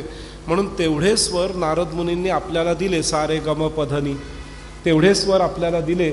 बाकी ज्यांना ज्यांना जे जे स्वर उपयुक्त आहेत ते स्वर नारद मुनींनी त्या त्या प्राण्या पशु पक्ष्यांना दिले. आजचं विज्ञान देखील तेच म्हणतं ना, साऊंड स्पेक्ट्रममधलं सगळे साऊंड काही माणसाला ऐकू येत नाहीत. साऊंड स्पेक्ट्रममधला खूप छोटासा स्पेक्ट्रम माणसाला ऐकू येतो. त्याच्या पलीकडचा स्पेक्ट्रम माणसाला ऐकू येत नाही. आता घुबड आहे, घुबड किंवा वटवाघूळ रात्री इतकं फास्ट फिरतं. कसं फिरतं? तर ते एक ध्वनी सोडत असतं. त्याला रात्रीचं काही दिसत नाही, पण ध्वनी उलटून जेव्हा येतो त्यावेळेला किती काळाने तो उलटून आला याचं गणित त्याच्या डोक्यामध्ये असतं. तर वटवाघुळांचा देखील एक ध्वनी आहे, पण तो आपल्याला ऐकू येत नाही, पण त्यांचा तो स्वर आहेच. तर असे जे सृष्टीमधले वेगवेगळे स्वर आहेत, ज्याला विज्ञानामध्ये नॅचरल साऊंड फ्रिक्वेन्सी म्हटलेलं आहे, ते सगळे स्वर एकूण 46,000 आहेत आणि ते सगळे नारद मुनींना अवगत होते. ते सगळे नारद मुनींना अवगत होते. त्यातलं मनुष्याला कळण्याचे गाण्याचे स्वर हे फक्त 7च, म्हणून तेवढे नारद मुनींनी माणसाला शिकवले. त्या 7 स्वरांची दुनिया देखील किती दिव्य आहे बघा. एकेका गायकांचं जीवनपट बघितला की आपल्या लक्षात येतं की 7 स्वरांची दुनिया देखील इतकी अजब आहे की दीपक राग गायल्यानंतर दिवे काय प्रज्वलित होतात, मेघमल्हार गायल्यानंतर पाऊस काय कोसळू लागतो, वसंत गायला लागल्यानंतर आपोआप झाडांच्या कळ्यांना बहर काय यायला लागतो. त्यामुळे ह्या 7 स्वरांचा देखील एवढा प्रभाव आहे. तर विचार करा, ज्यांना 46,000 स्वरांचं ज्ञान असेल ते किती प्रभावशाली असतील. 1000 वर्ष लागली नारद मुनींना 46,000 स्वर शिकायला, पण ते सगळ्या स्वरांमध्ये पारंगत झालेले आहे. स्वरांवर आपलं जीवन अवलंबून असतं. त्यामुळे स्वर कसे निघतात त्यावर बऱ्याच गोष्टी अवलंबून असतात. आपण बोलता बोलता आपण वृक्ष स्वर काढला की समोरच्याला आपोआप कळतं आपण चिडलेलो आहोत. हीन दीन स्वर काढला की समोरच्याला कळतं की अच्छा नम्र झालेले आहेत, हीन दीन झालेले आहेत. स्वरांवरून खूप परिणाम आपल्या जीवनात होत असतो. तद्वत मंत्राचे जे स्वर असतात त्या मंत्राच्या स्वरांचा देखील परिणाम आपल्या जीवनावर होतो. श्रीराम जय राम जय जय राम हा जर आपण जप म्हटला, एक माळ म्हटला, काय परिणाम होतो यांनी? तर श्रीराम जय राम जय जय राम ह्या सगळ्याचा उच्चार करत असताना हा उच्चार जो होतो तो आपल्या हृदयाच्या जवळून होत असतो. त्यामुळे ह्या उच्चाराचा परिणाम आपल्या हृदयावर होत असतो. आणि जे मंत्रजप करतात त्या मंत्रजप करणाऱ्यांचं बीपी वेगवेगळ्या हार्मोनल गोष्टी ह्या बॅलन्स्ड राहतात. कारण त्या मंत्रजपाच्या लहरीनुसार त्यांच्या शरीरात एक प्रकारची फ्रिक्वेन्सी तयार झालेली असते, एक प्रकारची पिरियॉडिक सायकल तयार झालेली असते. त्याचा उपयोग त्यांच्या जीवनामध्ये होतो. त्यामुळे जर कोणी म्हणत असेल की माझं बीपी वाढलं, औषध घ्या, औषध घेण्याला बंदी नाही आहे. पण औषध घेण्यापेक्षा एक प्रयोग करून बघा, 10 माळा श्रीराम जय राम जय जय राम म्हणून बघा, बीपी तुमचं त्या मंत्राने बरंचसं कंट्रोल होईल, अख्खं पण कंट्रोल होईल. औषध घेऊ नका असं मी म्हणत नाही, पण औषधापेक्षा देखील प्रभावी हा उपाय ठरेल. कारण त्यामध्ये काय होतं, तुमच्या हृदयाच्या ठोक्याला तुम्ही कंट्रोल करतात मंत्राच्या आधारे. मंत्राचा प्रभाव जो आहे तो आपल्या शारीरिक क्रियांवर होतो. हल्ली बऱ्याच जणांना हार्मोनल इम्बॅलन्स नावाचा प्रकार असतो. मग त्यामध्ये ते PCOD, अमुकोडी तमुकोडी, बरंच काय काय, थायरॉईडचा त्रास आहे, ते बरंच काय काय आहे. त्या तरुण युवक युवतींना जपाला बसवत जा. जपाला बसवल्यानंतर थायरॉईड देखील बरा होऊ शकतो. औषध घेण्यावर बंदी नाही, औषध घेतलंच पाहिजे, पण ह्या गोष्टी देखील खूप प्रभावी आहेत. तुम्ही सुधा मूर्तींचं नाव ऐकलं असेल, इन्फोसिसच्या डायरेक्टर आहेत का, डायरेक्टरांची पत्नी आहे, आता डायरेक्टरच आहेत मला वाटतं. तर सुधा मूर्तींनी 10 पुस्तकं लिहिली आहेत. त्या पुस्तकांमध्ये गॉड्स ऑफ ओल्ड एजेस असं एक पुस्तक लिहिलं.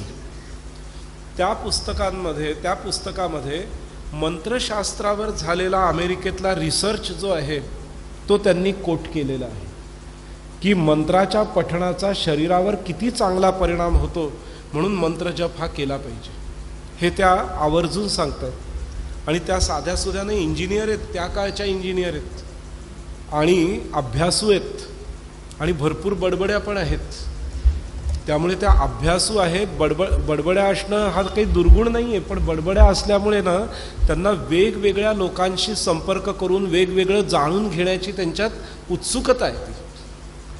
त्यामुळे त्यांनी वेगवेगळ्या ठिकाणचे रिसर्च गोळा केले आणि आपल्या संस्कृतीचं काय महत्त्व आहे हे सांगणारा एक ग्रंथ लिहिला आहे. वास्तविक हे त्यांचे जे ग्रंथ आहेत त्या 10 ग्रंथांपैकी 2 ग्रंथ मला खूप आवडतात. एक तर त्यांनी जीवनातली 10 सूत्र सांगितली आहेत, यशस्वी जीवन करण्यासाठी 10 सूत्र, आणि ही सूत्र सगळी वेदाधारित आहेत सूत्र. त्यावर एक ग्रंथ लिहिला आहे आणि दुसरा ग्रंथ आपल्या जुन्या परंपरांवर आधारित लिहिलेला आहे. हे 2 ग्रंथ वाचलेच पाहिजेत सगळ्या तरुणांनी. कारण त्यांच्या मनात 100 प्रश्न असतात, मंत्रजपानी काय होईल, ह्यानी काय होईल. सगळी उत्तरं सुधा मूर्तींनी दिली आहेत, अगदी सायंटिफिक रिसर्च कोट करून दिलेली आहेत ती उत्तरं. तर मंत्रजपाचा खूप चांगला परिणाम होतो. मंत्रजप करत असताना त्या मंत्रामध्ये एक ताल असतो, लय असते. त्या शब्दांचा आघात आपल्या शरीरामध्ये वेगवेगळ्या प्रकारचे कंप निर्माण करतो आणि त्या कंपांच्या प्रभावाने आपल्या हार्मोन्सचं बॅलन्स व्यवस्थित राहतं. शरीराच्या क्रिया ज्या आहेत त्या क्रिया देखील व्यवस्थित, त्याच्यामध्ये एक रिदम तयार होतं मंत्रजपाने. म्हणून मंत्रजप करावा. हा मंत्रजप करताना सुरुवातीला शास्त्राने म्हटलेलं आहे वैखरी वाणीनी मंत्रजप करा. वैखरी याचा अर्थ खणखणीत आवाजात. मग खणखणीत आवाजातला मंत्रजप 6 महिने साधला गेला की मग मध्यमा वाणीनी मंत्रजप करा, मग परापश्यंतीनी करा. अशा प्रकारे वैखरी वाणीनी खणखणीत आवाजात 6 महिने मंत्रजप करावा. मध्यमा वाणीनी 6 दुणे 12 महिने मंत्रजप मध्यमा वाणीनी, म्हणजे उपांशु. श्रीराम जय राम जय जय राम, श्रीराम जय राम जय जय, असा. पहिल्यांदा कसा खणखणीत आवाजात श्रीराम जय जय राम, श्रीराम जय जय राम, असा 6 महिने. मग असा 12 महिने, मग नुसत्या कंठात, म्हणजे मी दाखवू नाही शकत कारण कंठात आहे ना, असं तिप्पट म्हणजे 18 महिने, आणि मग नुसत्या मनामध्ये, मनाच्याही पलीकडच्या स्थितीमध्ये, मनाच्याही पलीकडची स्थिती म्हणजे कोणती? ज्या स्थितीमध्ये आपलं चैतन्य जागृत असून आपल्याला उठवायचं काम करतं, त्या स्थितीमध्ये जपाला न्यायचं. आणि त्यासाठी 2 वर्ष प्रयत्न करावा लागतो. त्यानंतर तो जप आपला इतका सहज होतो की जसं रात्रीच्या झोपेत जरी मच्छर अंगावर बसलं तरी आपला हात लगेच त्याला मारायला धावतो. म्हणजे थोडक्यात मंत्र जपाचं रिफ्लेक्स ॲक्शनमध्ये रूपांतर झालं पाहिजे. म्हणजे तो झोपलेल्या अवस्थेमध्ये देखील तो चालत राहिला पाहिजे, ही अवस्था प्राप्त झाली पाहिजे. तर हे फार वेळ लागत नाही हे सिद्ध व्हायला. 6 महिने खणखणीत आवाजात, 12 महिने उपांशू, 18 महिने कंठात, पुढे 2 वर्ष मी म्हटलं त्या पद्धतीने की तो मंत्र अंगामध्ये बिंबूनच जातो. तर हे करायला जास्त वेळ लागत नाही. 6 महिने अधिक 1 वर्ष म्हणजे 1.5 वर्ष, 1.5 वर्ष अधिक 1.5 वर्ष 3 वर्ष, आणि अधिक 2 वर्ष, 5 वर्षात नाम जो आहे तो रिफ्लेक्स ॲक्शनमध्ये रूपांतरित झालेला असतो 5 वर्षात. आणि जो रिफ्लेक्स ॲक्शनमध्ये जे रूपांतरित झालेलं असतं ते जन्मोजन्मी टिकतं. सज्जन, आपल्याला मच्छर मारायला कोणी शिकवलं नाही आहे. मागच्या जन्मी आपण गाय म्हैस कोणीतरी असू तेव्हा शेपटीने जी मारत होतो तीच प्रक्रिया इकडे चालू आहे आपली. तर मागच्या जन्माचा जो मच्छर मारण्याचा संस्कार आहे तोच संस्कार ह्या जन्मात आलेला आहे. तो आपल्याला आईनी किंवा शिक्षकांनी बसवून शिकवलं नाही मच्छर कसं मारायचं झोपेमध्ये. तो संस्कार इतका रिफ्लेक्स ॲक्शनमध्ये कोड झालेला आहे, बिंबला आहे की तो जन्मोजन्मी तो राहतो. तसा रामनामाचा संस्कार जर 5 वर्ष प्रयत्न केला तर तो जन्मोजन्मी राहील. आणि तो जन्मोजन्मी राहिला तर त्याचा परिणाम काय होईल? आपल्या मृत्यूसमयी देखील राम नाम मनामध्ये चालू असेल. राम नाम मनामध्ये चालत असताना जर मृत्यू आला तर काय स्थिती प्राप्त होते? जसं आपण एक कपडे काढून दुसरे कपडे घालतो इतक्या सहजपणे माणसाचा जन्म जातो आणि नवीन जन्म प्राप्त होतो. जर ते रामनाम बिंबलेलं नसेल तर मात्र मरताना अरे मरतोय मरतोय मरतोय असं करून माणूस मरतो आणि जन्माला येताना रडत रडत जन्माला येतो. लहान बाळाचं रडणं जे आहे ना ते त्याचं मागच्या जन्माचं मरताना झालेल्या त्रासाचं रडणं येते. लहान मूल जे रडतं त्याला काय दुःख होतंय? काही दुःख नसतं, उलट तर आईच्या पोटापेक्षा चांगला वातावरण त्याला बाहेर मिळणार असतं. पण मागच्या जन्मी मरताना झालेले त्रास जे आहेत त्या त्रासाचं जे रडणं आहे ते रडण्यासाठी मागच्या जन्माचे डोळे शिल्लक नसतात. ते रडणं जन्माबरोबर बाहेर निघतं. आधी कोणतं मूल हसत हसत जन्माला आलंय का? नरसिंह सरस्वती स्वामी वगैरे सोडले तर. बाकी सामान्य माणूस रडत रडतच जन्माला येतो तो. आणि मरताना त्याला काहीच रडता येत नाही कारण मरताना एक एक अवयव सोडायचे असतात. त्यामुळे रडण्या इतकं देखील शरीरामध्ये त्राण नसतात. तर रामनामाची कास धरल्यानंतर जर मरण आलं तर त्या व्यक्तीला काहीच वाटत नाही. इथून उठून इथे बसल्यासारखं वाटतं. इतकं सहज होऊन जातं त्याचं मरण आणि पुढचा जन्म. पण जर भगवंताचं नाव मनामध्ये जर नसेल तर शास्त्र म्हणतं की 1000 विंचूंनी दंश केल्यानंतर जेवढा त्रास होतो तेवढा त्रास मरणसमयी होतो. 1000 विंचवांच्या दंशाचा जेवढा त्रास असतो तेवढा त्रास मरणसमयी होतो. त्यामुळे आपल्या जीवनातले 5 वर्ष रोज 5च मिनटं, 1 माळ जप करायला किती वेळ लागतो? 5 मिनटं खूप झालं. जर 5 वर्ष आत्ता सांगितलेल्या क्रमाने जर रामनामाचा जप किंवा तुमच्या आवडत्या देवतेचा जप जर केला तर तो जप जो आहे मनुष्य जन्माचं हे महात्म्य आहे की तो जप संपूर्ण बिंबून जातो. रिफ्लेक्स ॲक्शनमध्ये त्याचं रूपांतर होतं. पुढच्या जन्मी देखील तो कामास येतो. म्हणून जपाला महत्त्व आहे. जपयज्ञ का श्रेष्ठ आहे त्याचं कारण हेच आहे की जपयज्ञ जो आहे तो जन्मोजन्मी टिकतो. म्हणून भगवद्गीतेतही भगवंतांनी जपयज्ञाला महत्त्व दिलं आहे. बाकीचे यज्ञ करणं कष्टसाध्य आहेत, पण जपयज्ञाचं काय कष्ट आहेत? नाम फुकाचे काही नाम घ्यायला कष्ट काय होत आहे? तर जपयज्ञाचं महत्त्व इथे सांगितलेलं आहे. तर स्वरविद्या जी आहे त्या स्वरविद्येतून उत्पन्न होणारा जो जप आहे त्या जपाचा परिणाम आपल्या भौतिक शरीरावर, आपल्या सूक्ष्म शरीरावर आणि आपल्या कारण शरीरावर देखील त्याचा प्रभाव होतो आणि तो प्रभाव आपल्याला जन्मोजन्मी कामास येतो. जप करताना जपाचे नियम आहेत. कसाही जप करून चालणार नाही, जपाचे नियम आहेत. आता जसा श्रीराम जय राम जय जय राम हा जप आहे, ह्या जपामध्ये तुम्हाला दिलेल्या कागदात तुम्ही बघा, श्रीराम एकत्र शब्द आहे, जय राम एकत्र शब्द आहे आणि जय जय राम एकत्र शब्द आहे. त्यामुळे श्रीराम जय जय राम असा उच्चार करायचा. श्रीराम म्हटल्यानंतर छोटासा अगदी क्षणभर ब्रेक घ्यायचा. श्रीराम जय जय राम असा जप सांगितलेला. काय अर्थ आहे श्रीराम एकत्र का? श्री म्हणजे लक्ष्मी, राम म्हणजे नारायण. नारायणाचं मूळ स्वरूप आहे श्रीराम. दुसऱ्या जयराममध्ये काय आहे? जयराममध्ये लक्ष्मी नाही आहे, बरोबर आहे. मधल्या आयुष्यामध्ये लक्ष्मी जी आहे म्हणजे सीता जी आहे तिचं अपहरण झालेलं आहे, म्हणून दुसऱ्या जयराममध्ये श्री तिकडे नाही आहे, तिकडे श्री नाही आहे. पण श्री नाही तर तिला मिळवण्यासाठी रामाने प्रयत्न केला आणि लंकेवर विजय प्राप्त केला, म्हणून तो जयराम आहे.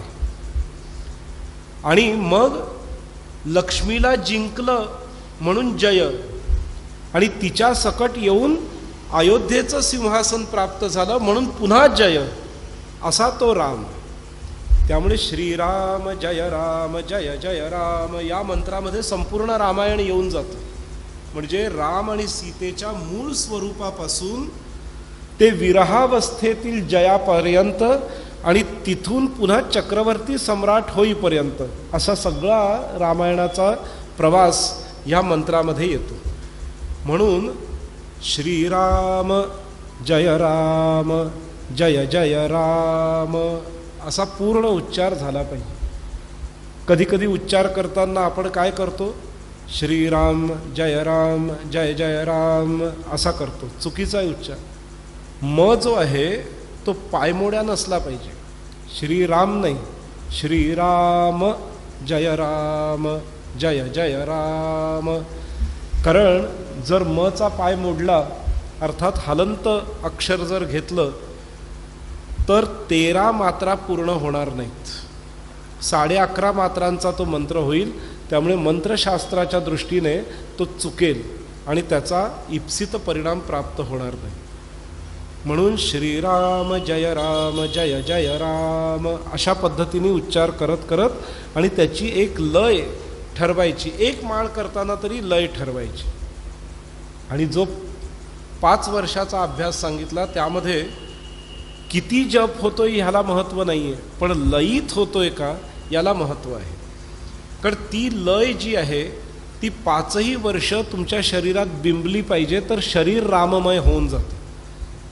राम मंत्राच्या जपाचं महात्म्य काय आहे?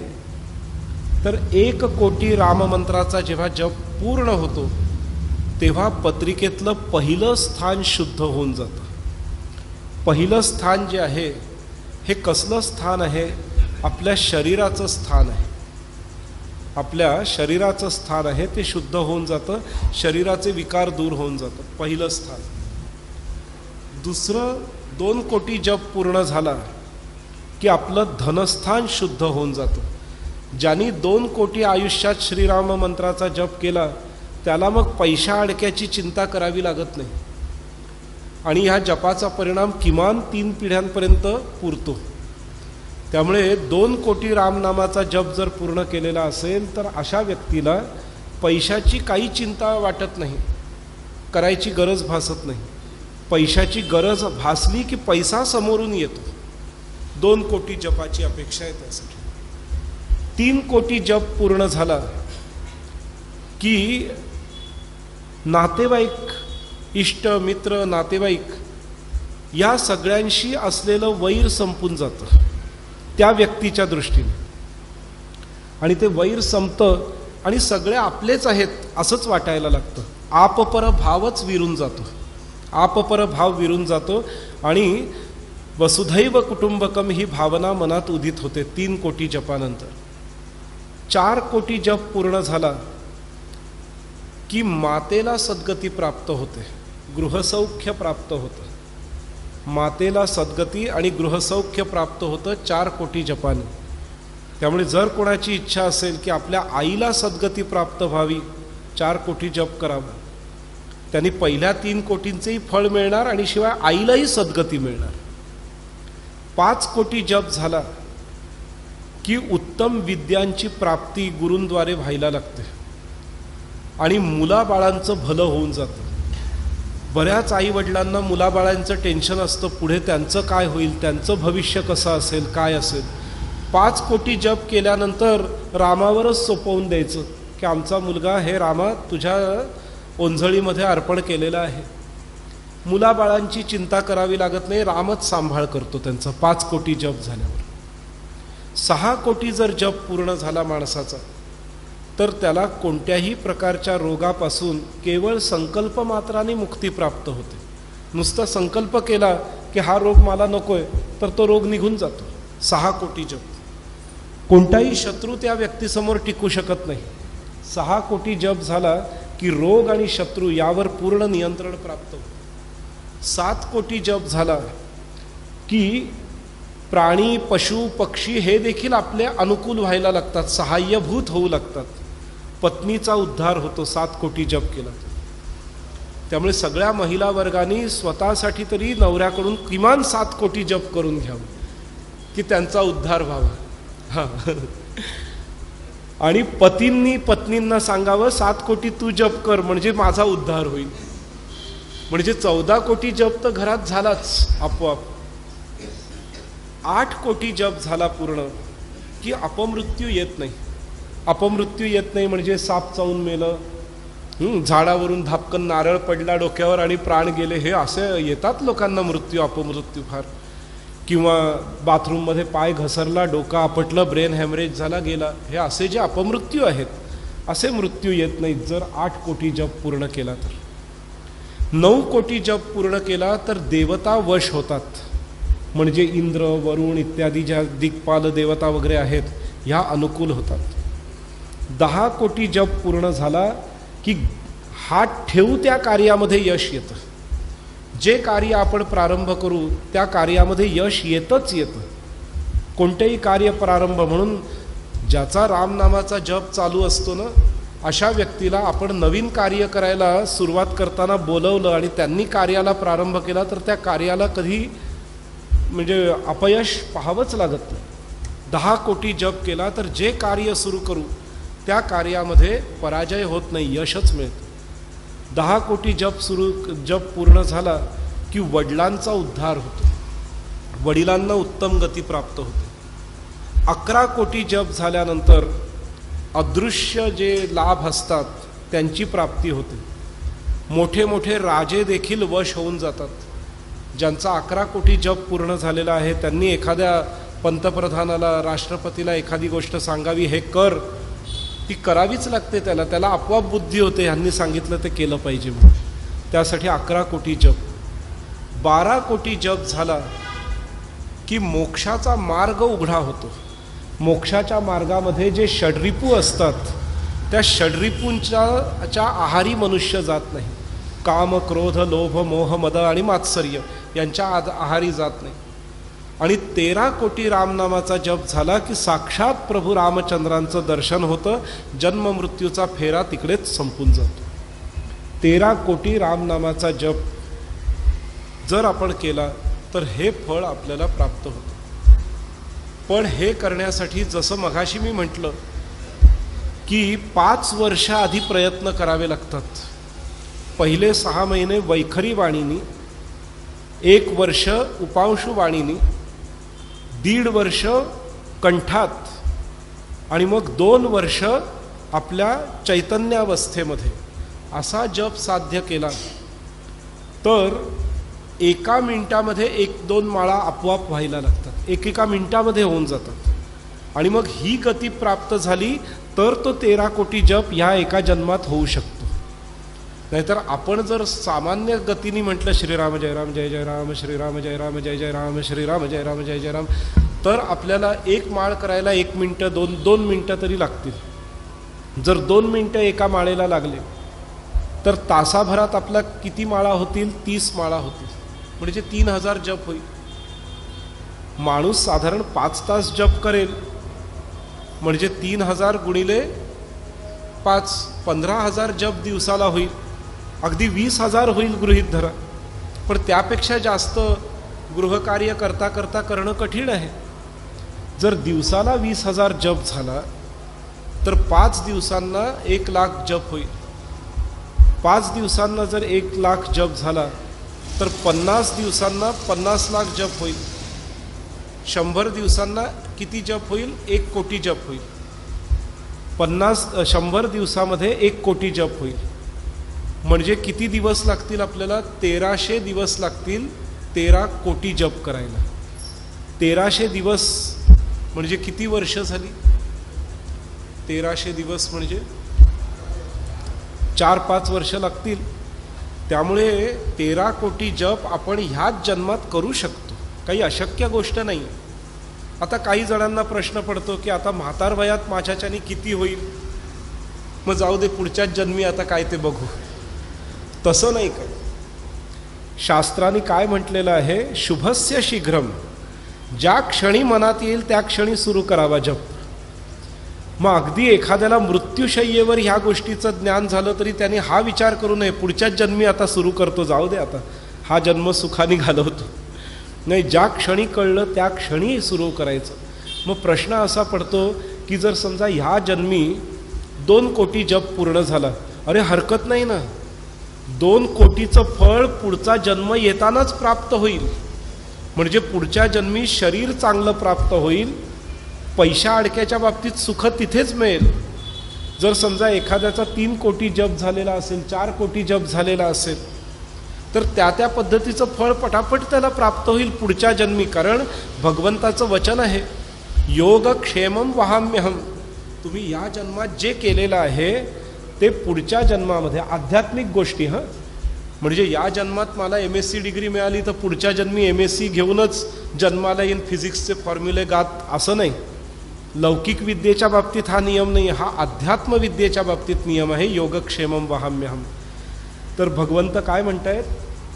या जन्मात जेवढा अध्यात्म केलेला आहे, योग केलेला आहे, म्हणजे जेवढा अध्यात्म जोडलेला आहे त्याचा बॅलन्स, क्षेम हा पुढच्या जन्मापर्यंत नेण्याचं काम मी करीन. वहाम्मी अहम वहाम्यहम. आणि पुढच्या जन्मी तिथूनच तुम्हाला सुरुवात करून देईन.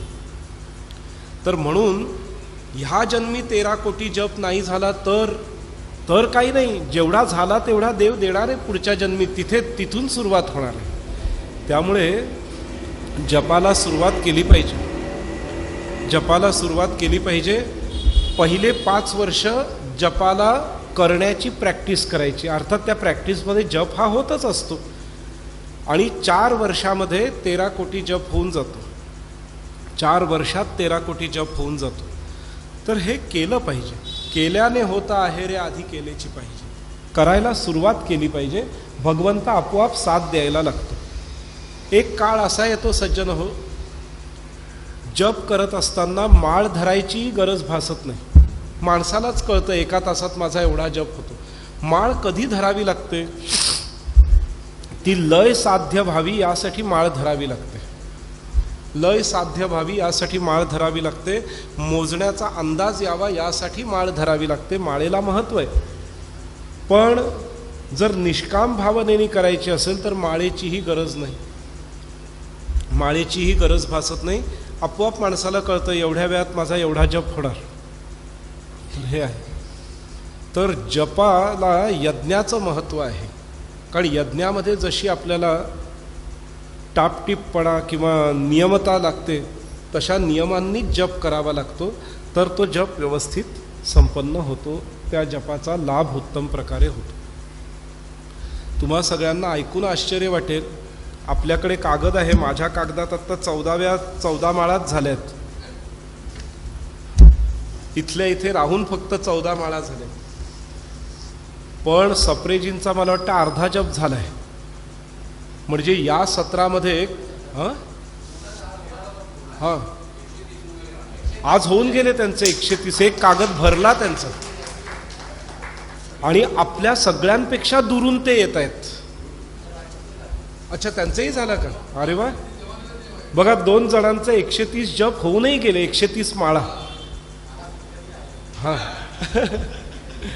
तर 2 जणांचा 130 माळा झाल्या. दुसरा कागद आला, आपण आपला कागद बघितला पाहिजे किती भरला, कळलं की नाही? तर ही एक चांगली संधी आहे. आणि विशेष म्हणजे सप्रेजी आपल्या सगळ्यांपेक्षा दुरून येत आहेत. मला वाटतं किती 7-8 किलोमीटर लांबून येतात, ते 8.5 किलोमीटर लांबून येतात. आणि हे नुसते लांबून येत नाहीत, तर इथे येऊन त्यांचं इन्स्ट्रुमेंट ते स्वतः आणतात, रोज स्वतः यूट्यूबवर लोड करतात. लोड करताना त्यातलं सगळं एडिटिंग सगळं व्यवस्थित करून लोड करतात. आणि कित्येकदा ते उभे राहून ते रेकॉर्डिंग वगैरे चालू असतं. आपण इथल्या इथे येऊन देखील आपले अजून 13 न 14 माळाच झाल्या आहेत फक्त. तर आपण उरलेल्या 4 दिवसामध्ये गती वाढवली पाहिजे. गती वाढवून आपल्याला आणि पूर्ण एक कागद म्हणजे 130 माळा तरी पूर्ण होतील, हा संकल्प आपण केलाच पाहिजे. इकडे यायच्या आधी सकाळी ब्राह्ममुहूर्तावर उठून ते जपाला प्रारंभ करतात. तसंच वहिनी पण तिकडे, सबनीस वहिनी, त्या पण जप एक कागद पूर्ण झाला त्यांचा 130 माळांचा. तर हे दोघं आपल्यासाठी प्रेरणास्रोत आहेत जप करण्यासाठी. कमिटमेंट आहे ते, देवाशी असलेलं कमिटमेंट.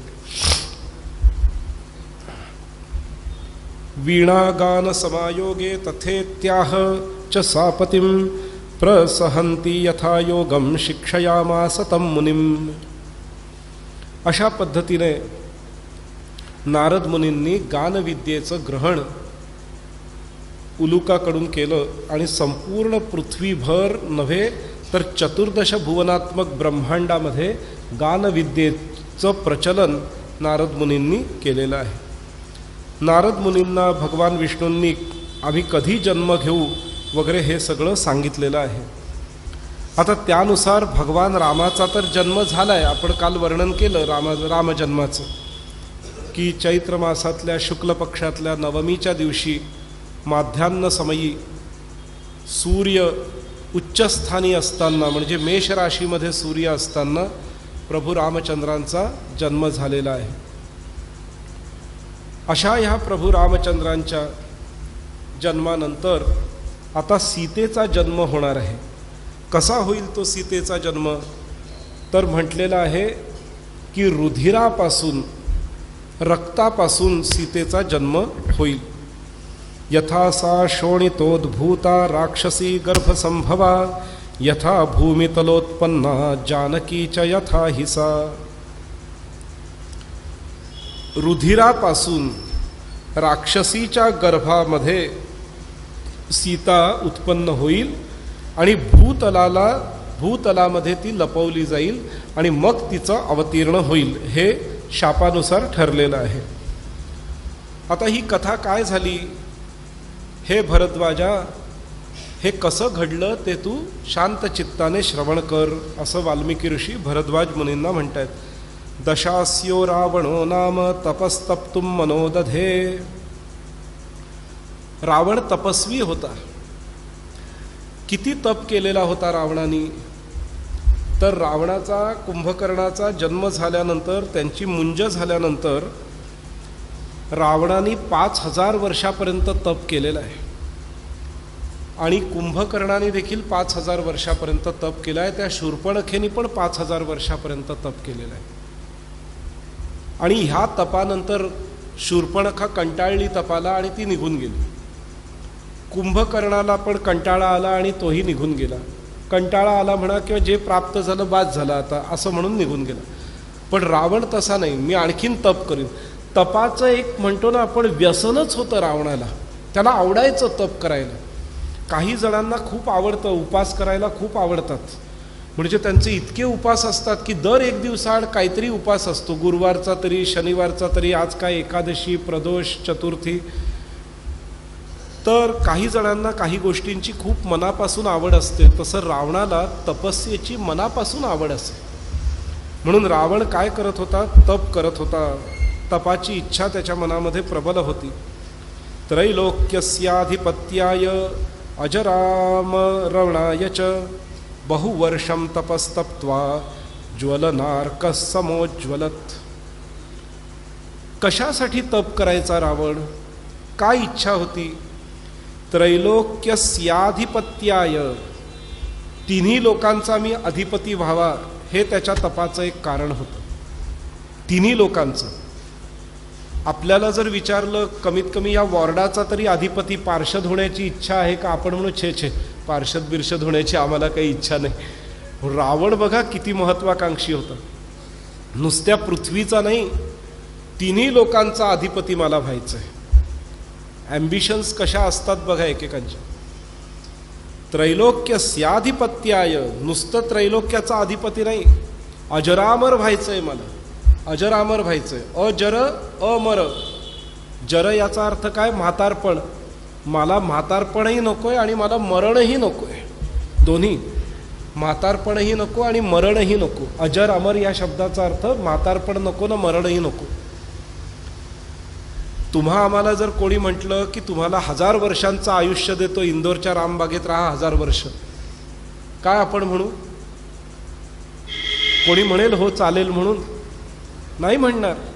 काहीतरी बदल हवाय. रामबागेतून निदान पुण्याला तरी शिफ्ट होऊ, आणखीन कुठे शिफ्ट होऊ, मग तिकडून आणखीन कुठे शिफ्ट होऊ, काही नाही तर आपल्या घराचंच रिनोव्हेशन करू. जर कोणी आपल्याला म्हटलं की तुमचं घरही अजरामर करून टाकतो, त्याच घरामध्ये 1000 वर्ष तुम्ही राहा, नाही आवडणार माणसाला. पण हा बघा, रावण म्हणतोय अजर आणि अमर दोन्ही व्हायचंय मला.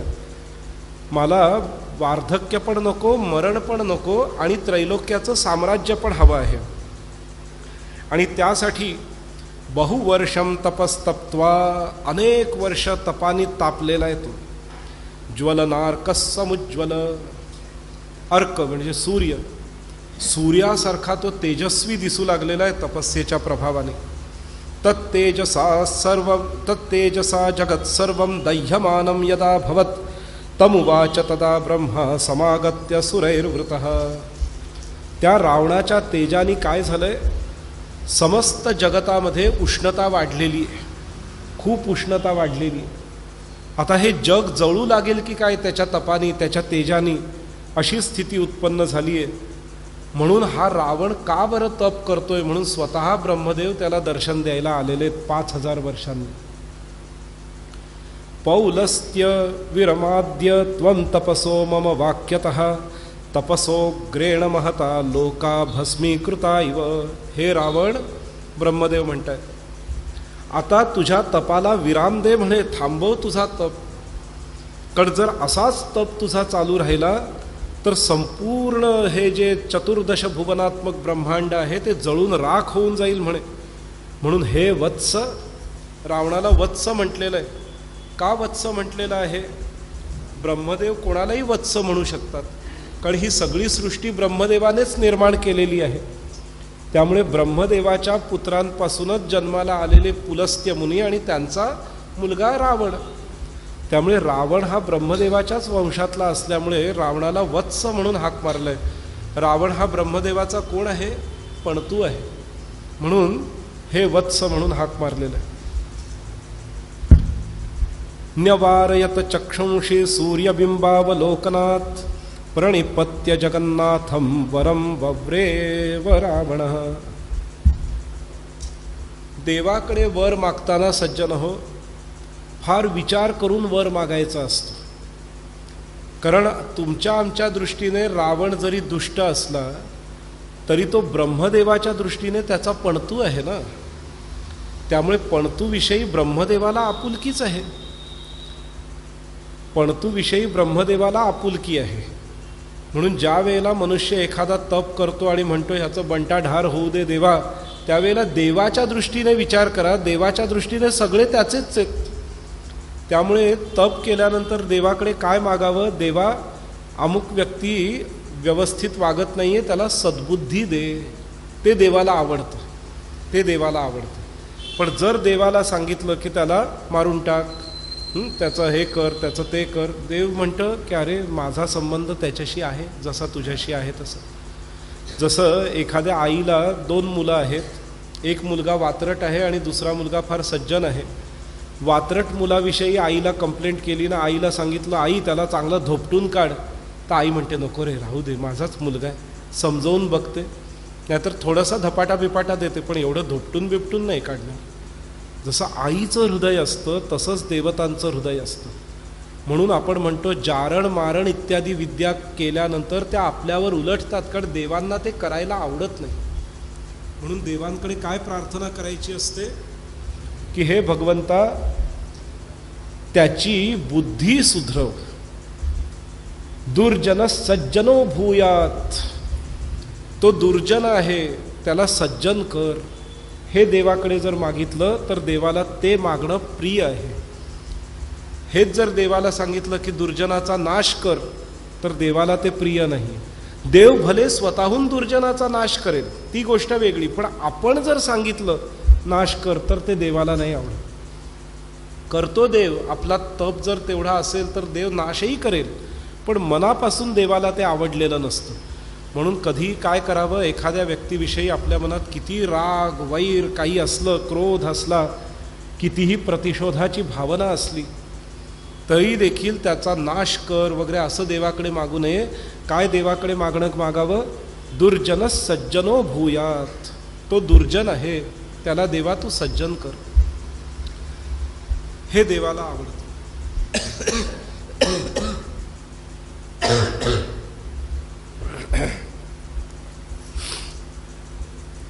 तर आता ब्रह्मदेव म्हणतायत, हे वत्स, तुझ्या मनात काय इच्छा आहे ती माग, तुला इच्छित वर मी प्रदान करीन. न्यवारयत चक्षुंषी सूर्यबिंबावलोकनात् प्रणिपत्य जगन्नाथम वरम वव्रे च रावण. सूर्यबिंबाच्या अवलोकनाने हे ब्रह्मदेव, हे रावण, सूर्यबिंबाच्या अवलोकनाने नेत्रांमध्ये प्रचंड तेज प्राप्त झालेलं आहे. त्या सूर्यबिंबाच्या आडच असलेल्या ब्रह्मदेवाला पाहून रावण ब्रह्मदेवाला प्रणाम करतोय आणि वर मागतोय.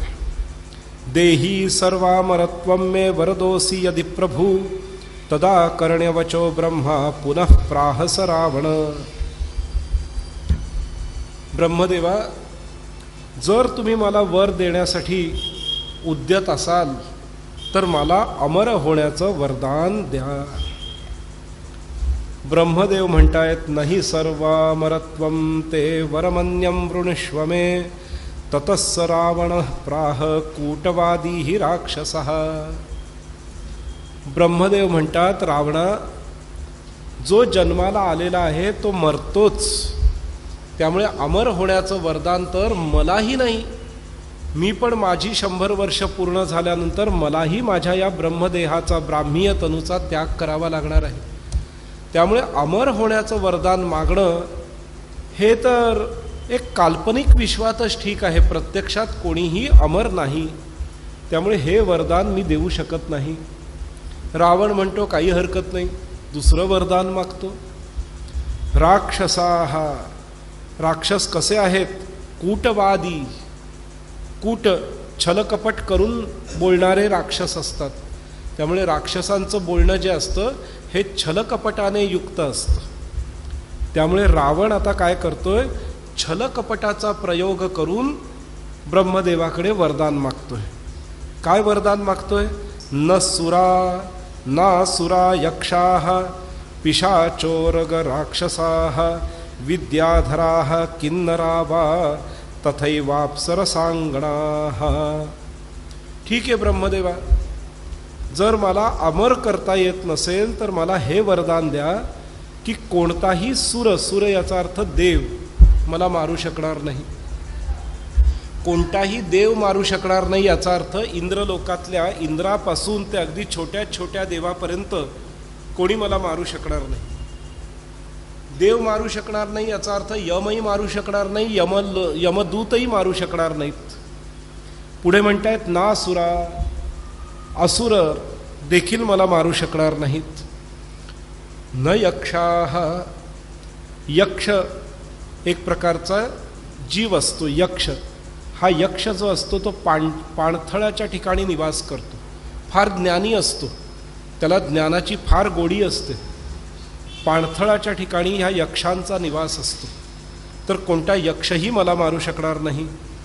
पिशाचाः, कोणता पिशाच देखील मला मारू शकणार नाही. उरग मारू शकणार नाही, राक्षस मारू शकणार नाही, विद्याधर मारू शकणार नाही, किन्नर मारू शकणार नाही, कोणती अप्सरा देखील मला मारू शकणार नाही. न हन्युर्मां कथंचेत्ती देहि मे वरमुत्तमम्, किंवा या व्यतिरिक्त कोणतेही प्राणी देखील मला मारू शकणार नाहीत असं वरदान मला द्या. अन्यच्च ते वृणे ब्रह्मंस्तच्छृणुष्व पितामह, आत्मनो दुहिता मोहात् दत्यर्थं प्रार्थिता भवेत्. तर मला कोणी मारू शकणार नाही. आणखीन मला एक वर मागायचं आहे. काय वर मागायचं आहे?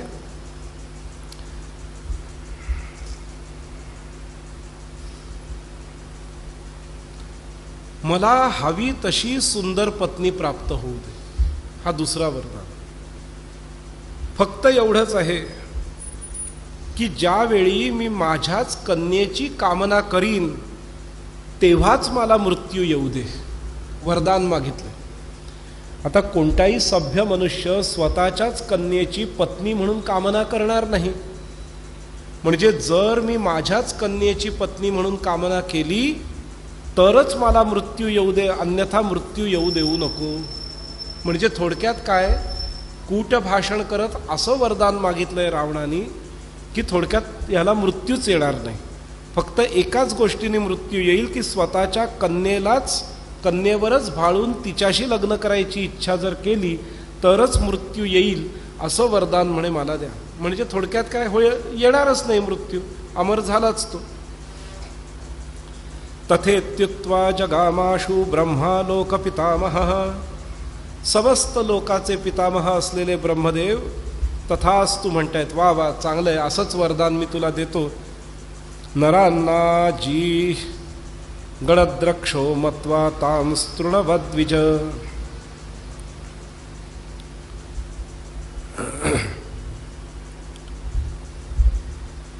ब्रह्मदेव विचार करतायत की या रावणाने देवांमुळे मला मरण नको, राक्षसांमुळे नको, उरगांमुळे नको, यक्षांमुळे नको, अप्सरांमुळे नको, सगळं मागितलं. प्राण्यांपासून मरण नको हेही मागितलं. पण मनुष्यामुळे मला मरण येऊ नये हे त्यांनी मागितलं नाही. तर ब्रह्मदेव त्याला विचारतायत, काय रे रावणा, सगळ्यांपासून मरण नको मागितलं, पण मनुष्यापासून मरण नको हे का नाही मागितलं? रावण म्हणतो, मनुष्य कसला, तो काय मला मारणार, त्यामुळे म्हणे उगाच काही मी मागत नाही, त्यामुळे मनुष्यामुळे माझं मरण नको वगैरे असं काही मी मागणार नाही म्हणे. ते तर मनुष्याला तर मीच निपटवून देईन.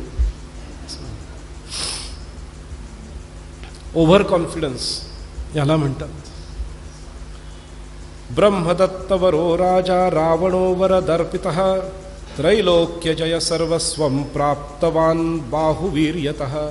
बास हे वरदान मिळता क्षणी रावणाचा 10,000 वर्षांचा तप पूर्ण झालेला आहे आणि म्हणतोय आता मला काही तप बीप करायचं नाही, जे मिळवायचं ते मिळवलंय. असं म्हणून पहिलंच काय करतोय, सैन्य घेतोय आणि सरळ स्वर्गलोकावर आक्रमण करतोय. सगळ्या देवांना बंदी बनवून टाकलेलं आहे.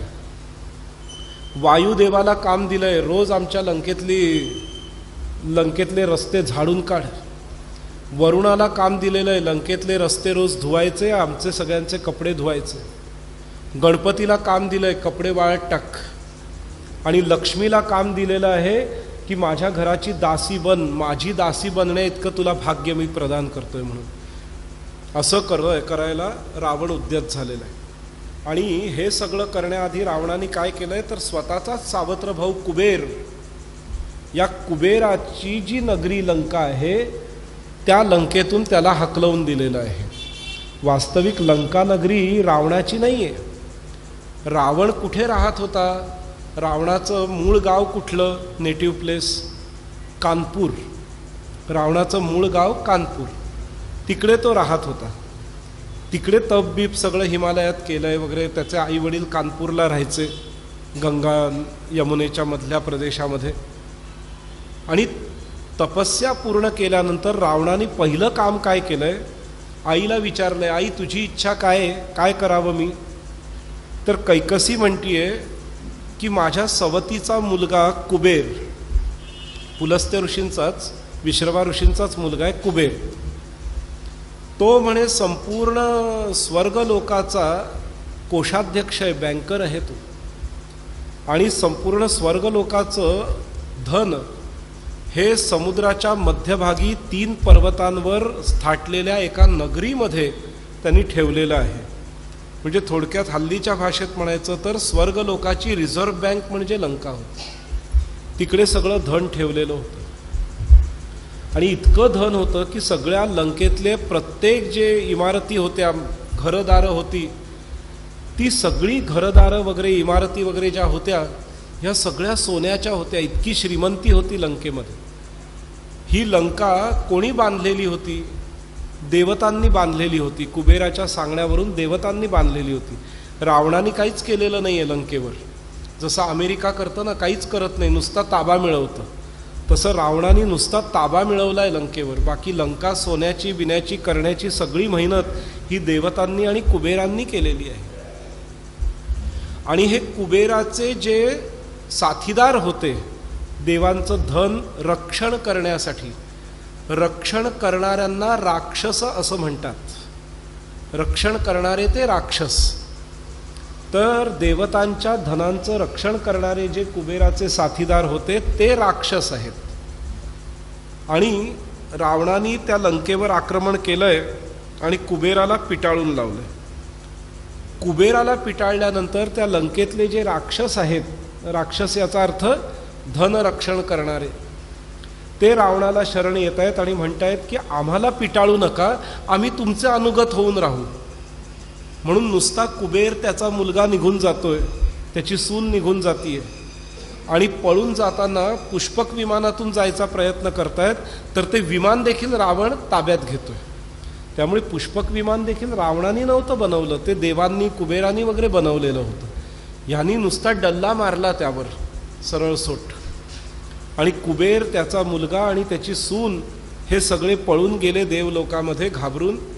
आणि देवांना म्हणाले की त्या रावणासमोर आमचं काही चालत नाही, कारण त्याला ब्रह्मदेवाचं वरदान प्राप्त झालेलं आहे.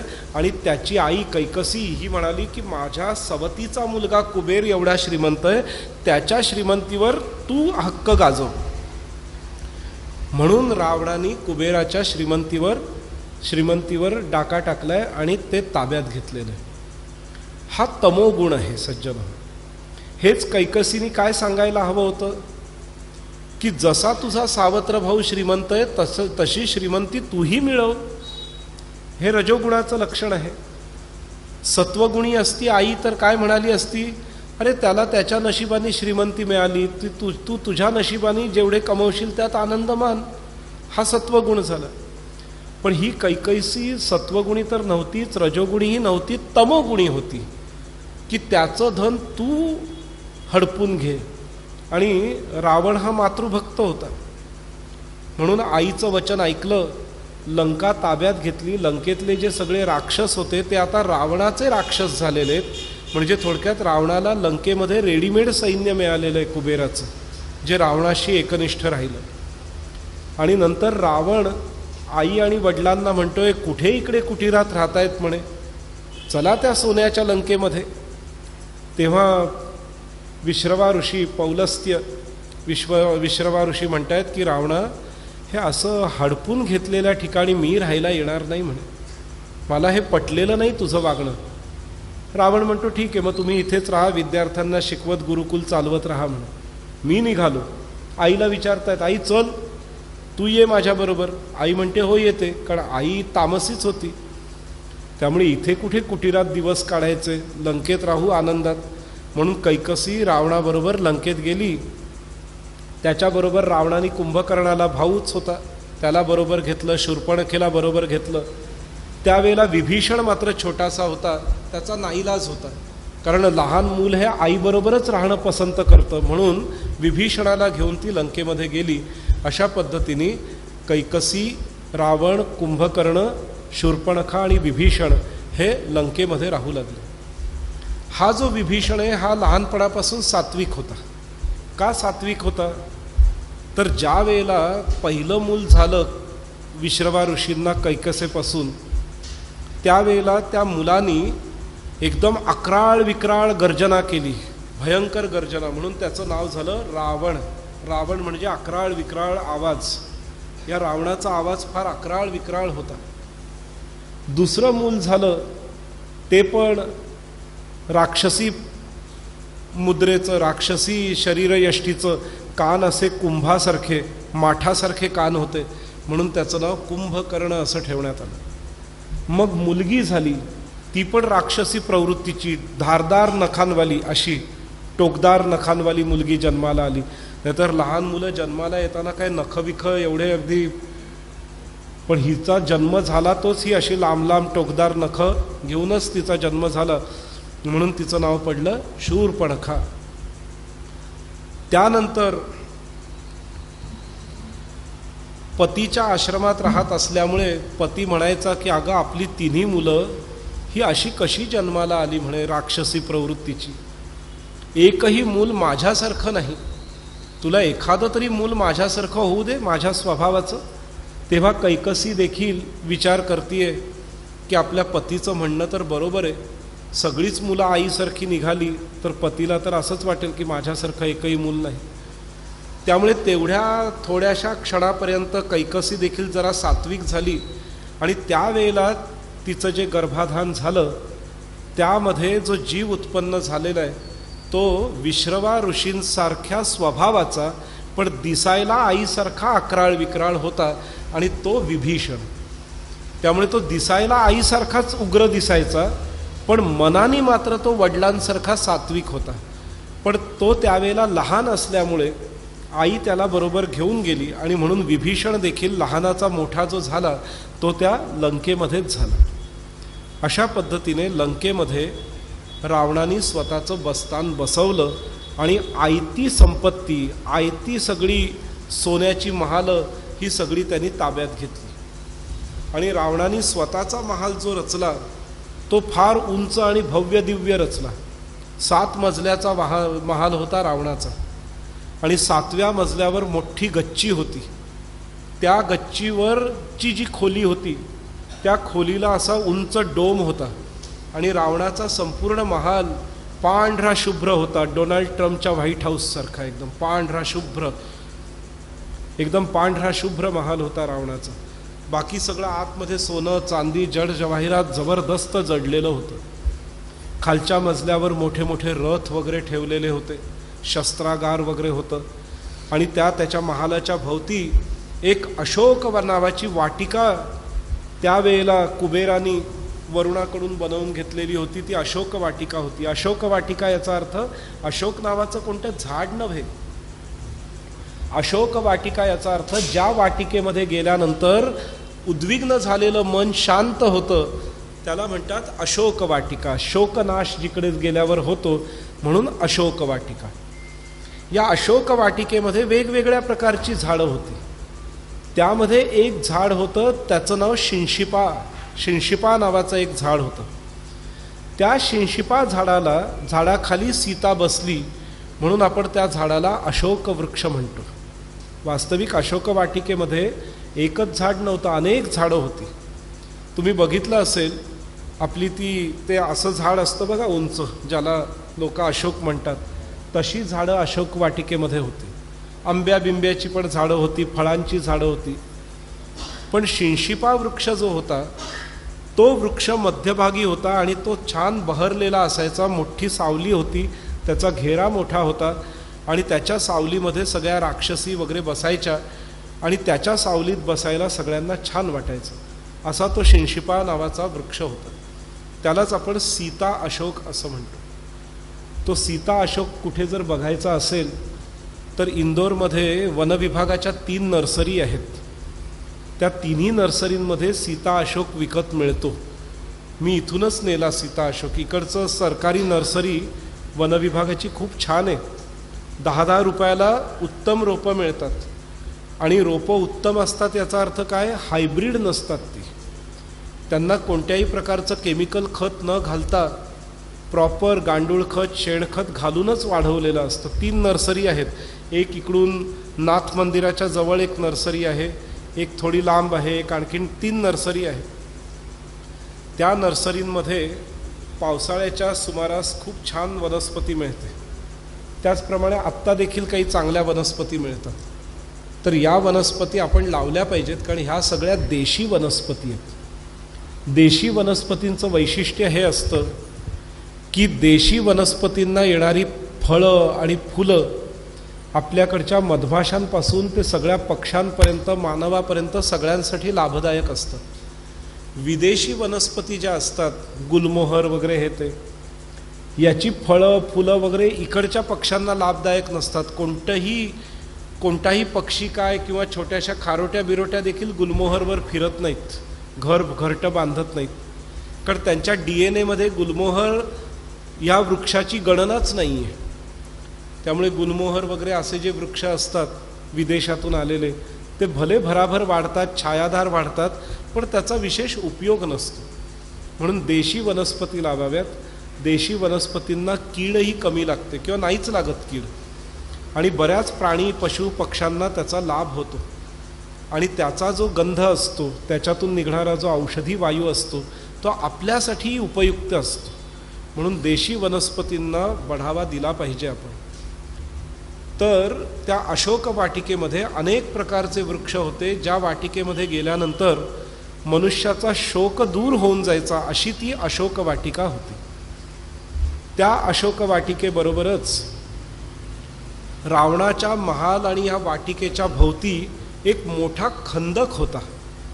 खंदक म्हणजे जवळजवळ 80 फुटाचा खड्डा, आणि त्या खड्ड्यामध्ये पाणी भरलेलं असायचं. त्यात मगरी सोडलेल्या असायच्या की जेणेकरून कोणताही शत्रू अनायास रावणाच्या महालापर्यंत येऊ नये. आणि त्या महालाच्या पलीकडे सगळी लंका नगरी होती. त्या लंका नगरी संपूर्ण सोन्याची होती आणि त्या लंका नगरीमधले राक्षस राक्षसिणी, त्यांची मुलं बाळं, ही सगळी त्यांच्या राक्षस धर्मानुसार वागायचे. राक्षस धर्मानुसार वागणं याचा अर्थ काय, रात्र झाली की जागं होणं, हा राक्षस धर्माचा पहिला भाग. मानव धर्माचा पहिला भाग काय, सूर्योदयाच्या वेळी उठून बसलेला असणं, हा मानव धर्म आहे. सूर्योदयाच्या वेळेस माणूस जागा हवा, ताजा तवाना हवा. राक्षस धर्म काय आहे, सूर्यास्ताला जागे होतात राक्षस. जसं मनुष्य दुपारच्या वेळेला खूप कार्यरत असतो, तसे हे राक्षस जे असतात हे मध्यरात्री सगळ्यात जास्त कार्यरत असतात. राक्षसांना काय आवडतं, अंधार आवडतो आणि तमोगुणी पदार्थ आवडतात. त्यामुळे मांस, मदिरा, रक्त वगैरे हे सगळं राक्षसांना फार प्रिय आहे. राक्षसांमध्ये लग्न कार्याचा विधी कसा आहे, राक्षस लग्न करतात ते काही प्रेम करून लग्न करत नाहीत, पत्रिका बित्रिका बघून अरेंज्ड मॅरेज काही करत नाहीत. राक्षसांचा धर्म काय, एखादी स्त्री आवडली की उचलून न्यायचं आणि संसार डायरेक्ट सुरूच करायचा, हा राक्षस धर्म.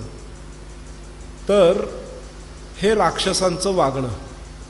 राक्षस लोक कधी रागदारीत गात नाहीत, हा हा हु हु करत. म्हणजे 31 डिसेंबरला जसे लोक नाचतात ना, ते राक्षस रात्री ना 12 वाजता असतं ना ते धागडधिंगा, तो राक्षस धर्म.